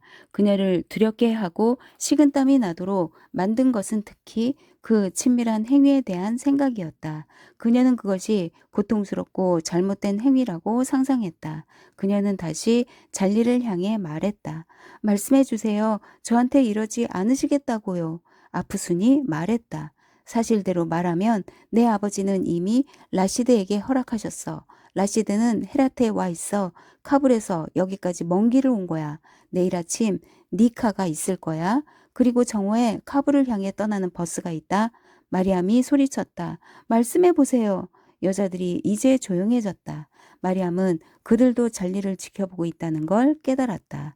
모두 기다리고 있었다. 침묵이 방 안에 깃들었다. 잘일이 무기력하고 상심한 표정을 지으며 자신의 결혼 반지를 빙빙 돌리고 있었다. 캐비닛 안에서 시계가 째깍째깍 돌아가는 소리가 들렸다. 여자들 중 하나가 마침내 입을 열었다. 잘릴의 눈이 천천히 들리면서 마리암의 눈에 멎더니 잠시 머뭇거리다가 내려갔다. 그는 입을 벌렸지만 거기에서 나온 것은 고통스러운 외마디 신음소리뿐이었다. 마리암이 말했다. 뭔가 얘기를 좀 해주세요. 그때 잘릴이 가늘고 비참한 목소리로 말했다. 제기랄 미리암, 나한테 이러지 마라. 그는 마리암이 마치 자신을 괴롭히기라도 하는 것처럼 말했다. 그것과 함께 마리암은 팽팽했던 긴장감이 방에서 떠나는 걸 느꼈다. 잘릴의 부인들이 더 기운찬 어조로 또다시 다짐을 하기 시작했을 때 마리암은 식탁을 내려다보았다. 그녀의 눈은 식탁 다리의 매끈한 모습, 모서리의 굽이진 곡선, 반짝거리는 짙은 갈색 표면을 더듬었다. 그녀는 자신이 숨을 내뱉을 때마다 표면에 김이 서린다는 걸 알았다. 그녀는 아버지의 식탁을 떠났다. 아프순은 위층에 있는 방으로 그녀를 데려다 주었다. 아프순이 문을 닫았다. 마리암의 귀에 자물쇠 채우는 소리가 들렸다. 아침이 되자 그들은 마리암에게 흰 면바지 위에 받쳐 입을 소매가 기다란 짙은 녹색 드레스를 주었다. 아프수는 그녀에게 녹색 히잡과 그에 어울리는 샌들을 주었다. 그녀는 기다란 갈색 식탁이 있는 방으로 들어갔다. 이번에는 식탁의 중앙에 설탕을 입힌 아몬드 사탕 그릇과 코랑과 녹색 베일, 거울이 놓여 있었다. 마리암이 전에 본 적이 없는 두 남자, 그녀는 이들이 증인들이라고 생각했다. 난 모르는 율법학자가 벌써 식탁에 앉아 있었다. 잘릴은 그녀에게 의자를 내줬다. 그는 머리를 깨끗이 감고 옅은 갈색 양복에 붉은색 넥타이를 메고 있었다. 그는 의자를 내어주면서 미소를 지으려고 했다. 하디자의 아프순이 이번에는 마리암 쪽에 앉았다. 율법 학자가 손짓으로 베일을 가리켰다. 마리암이 의자에 앉기 전에 나르기스가 그녀의 머리에 베일을 씌워줬다. 마리암은 자신의 손을 내려다 보았다. 잘릴이 누군가에게 말했다. 이제 들어오시라고 해. 마리암은 그 사람을 보기 전에 그의 냄새를 먼저 맡았다. 담배 냄새, 잘릴이 바르는 것과는 다르게 진하고 달짝지근한 화장수 냄새. 그 냄새가 마리암의 코에 진동했다. 그녀는 베일을 통해 옆눈으로 문간에 웅크리고 서 있는 남자를 바라보았다. 키가 크고 배가 나오고 어깨가 넓은 남자였다. 그 사람의 큰 몸집을 보니 숨이 막힐 것 같았다. 그녀는 눈길을 내려뜨려야 했다. 가슴이 방망이질을 했다. 그는 문간에서 주춤거리는 것 같았다. 그런 다음 방을 가로질러 서서히 무겁게 걸어오는 것 같았다. 식탁에 있는 사탕 그릇이 그가 내딛는 걸음에 맞춰 덜거덕거렸다. 그는 둔탁한 소리를 내며 그녀 옆에 의자에 몸을 부렸다. 그의 숨소리가 요란했다. 율법 학자가 그들을 환영하는 말을 했다. 그는 이번 결혼이 전통적인 혼례식으로 치러지는 게 아니라고 말했다. 신랑은 곧 출발할 예정인 카불행 버스표를 갖고 있습니다. 시간 관계상 전통적인 혼례 절차를 일부 생략하고 결혼식을 빨리 진행하겠습니다. 율법 학자는 기도를 몇 마디 하고 결혼의 중요성에 대해서 몇 마디 했다. 그는 잘릴에게 이 결혼에 의의가 있느냐고 물었고 잘릴은 고개를 저었다. 그런 다음 율법 학자는 라시드에게 마리암과 진심으로 결혼하기를 원하느냐고 물었다. 네. 라시드의 거친 목소리는 마리암에게 마른 낙엽이 발 밑에서 으스러지는 소리를 생각나게 했다. 마리암, 당신은 이 남자를 남편으로 맡겠습니까? 마리암은 아무 말도 하지 않았다. 헛기침 소리들이 났다. 식탁 아래쪽에서 여자의 목소리가 들렸다. 네, 율법 학자가 말했다. 본인이 대답을 해야 합니다. 내가 3번 물을 때까지 기다려야 합니다. 중요한 것은 이 남자가 이 여자를 원하고 있다는 것입니다. 그 반대의 경우가 아닙니다. 그는 그 질문을 2번 더 했다. 마리암이 대답을 하지 않자 그는 이번에는 힘을 줘서 한 번 더 물었다. 마리암은 그녀의 옆에 앉은 잘릴이 자리에서 뒤척거리며 발을 꼬았다가 풀었다가 하는 걸 느낄 수 있었다. 헛기침을 하는 소리들이 들렸다. 누군가가 작고 흰 손을 뻗어 식탁에서 먼지를 쓸어냈다. 잘릴이 속삭였다. 마리암. 그러자 그녀가 신락 같은 소리로 대답했다. 네. 누군가가 베일 밑으로 거울을 밀어 넣었다. 마리암은 거기에 비친 자신의 모습을 먼저 보았다. 둥글지 않은 못생긴 눈썹, 윤기 없는 머리, 너무 딱 붙어서 사팔뜨기라고 오해받을 만한 서글픈 녹색 눈, 거칠고 칙칙한 피부에 군데군데 나 있는 점들. 그녀는 자신의 이마가 너무 크고 턱은 너무 작고 입술은 너무 얄실하다고 생각했다. 전체적인 인상은 기다랗고 삼각형이 진 얼굴이어서 사냥개와 다소 흡사한 인상을 주었다. 하지만 마리암은 이상하게도 별 특징이 없는 부분들이 모여서 예쁘지는 않아도 쳐다보기에는 불쾌하지 않은 얼굴을 이루고 있는 걸 보았다. 마리암은 라시드를 처음으로 보았다. 거울을 통해서였다. 크고 혈색이 좋은 사각형 얼굴, 음흉한 기운이 느껴지는 불구죽죽한 볼, 축축하고 충혈이 된 눈, 다닥다닥 붙은 이, 박공 지붕처럼 앞으로 밀려나온 두 앞니, 두 손가락이 채 들어가지 못할 정도로 좁은 짙은 눈썹 위에 머리선, 숱이 많고 거칠고 흑백이 뒤섞인 머리칼. 그들의 눈길이 잠시 거울 속에서 만났다가 미끄러졌다. 이게 내 남편의 얼굴이구나. 마리암은 이렇게 생각했다. 그들은 라시드가 코트 주머니에서 꺼낸 얇은 금반지를 교환했다. 그의 손톱은 썩어가는 사과속처럼 누런 갈색이었다. 어떤 손톱은 끝이 말리고 들려 있었다. 그의 손가락에 반지를 끼워주려고 할 때 마리암의 손이 떨렸다. 라시드가 그녀를 거들어줘야 했다. 반지가 약간 작았지만 라시드는 어렵지 않게 그녀의 손가락으로 밀어 넣었다. 그가 말했다. 됐네요. 부인 중 하나가 말했다. 예쁜 반지네요. 마리암 참 예쁘다. 율법 학자가 말했다. 자, 이제 증서에 서명하는 일만 남았습니다. 마리암은 자신의 손에 사람들의 눈이 쏠려 있는 걸 의식하며 서명을 했다. 마리암이 27년 후에 어떤 서류에 서명을 할 때도 율법 학자가 참석해 있을 것이었다. 율법 학자가 말했다. 이제 두 사람은 남편과 아내가 되었습니다. 타브리크 축하합니다. 라시드는 다양한 색깔로 칠해진 버스에서 기다리고 있었다. 마리암이 잘릴과 함께 서 있는 뒤쪽 범퍼 옆에서는 그가 보이지 않았다. 그가 피우는 담배 연기가 열린 창문 밖으로 꼬불꼬불 올라가는 모습만이 보였다. 그들 주변에서는 사람들이 악수를 하고 작별 인사를 했다. 사람들은 코란에 입을 맞추고 아래로 건넸다. 맨발의 소년들이 껌과 담배 꽁초를 버리는 재떨이에 가려 얼굴이 보이지 않는 여행객들 사이로 뛰어다녔다. 잘릴은 그녀에게 카불이 무척 아름다운 곳이며 무굴 제국의 바브루 황제가 자신이 죽으면 거기에 묻어달라고 했다는 얘기를 하느라 바빴다. 마리암은 그가 카불의 정원, 가게, 나무, 공기에 대해 얘기할 것이고 머지않아 그녀는 버스에 타고 그는 버스를 따라 걸으면서 아무런 상처도 받지 않은 채 기쁜 마음으로 손을 흔들 것이라는 걸 알았다. 그렇게 놔둘 수는 없었다. 저는 아버지를 존경했어요. 잘릴은 하던 말을 멈췄다. 그는 팔짱을 꼈다 풀었다 했다. 젊은 인도인 부부가 지나갔다. 부인은 사내 아이를 안고 남편은 여행 가방을 끌고 있었다. 잘릴은 그들이 가로막은 것이 고마운 모양이었다. 그들은 미안하다고 말했다. 그는 예의 바르게 미소를 지어 보였다. 목요일이 되면 저는 몇 시간이고 아버지를 기다리며 앉아 있었죠. 안 오실 것 같아 애가 타 몸이 아플 정도였어요. 얘야, 너는 먼 길을 가야 한다. 뭔가를 좀 먹어야지. 그는 그녀에게 약간의 빵과 염소 치즈를 사줄 수 있다고 말했다. 저는 늘 아버지에 대해 생각했어요. 저는 아버지가 100살까지 살게 해달라고 기도하곤 했어요. 저는 몰랐어요. 아버지가 저를 수치스럽게 생각한다는 걸 몰랐어요. 잘릴은 아래를 내려다보며 웃자란 아이처럼 구두의 압축으로 뭔가를 팠다. 아버지는 저를 수치스럽게 생각하셨어요. 그가 중얼거렸다.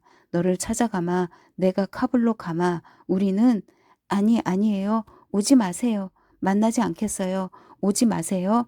저는 아버지로부터 연락을 받고 싶지 않아요. 그러고 싶지 않아요. 그는 그녀에게 상처받은 표정을 지어 보였다.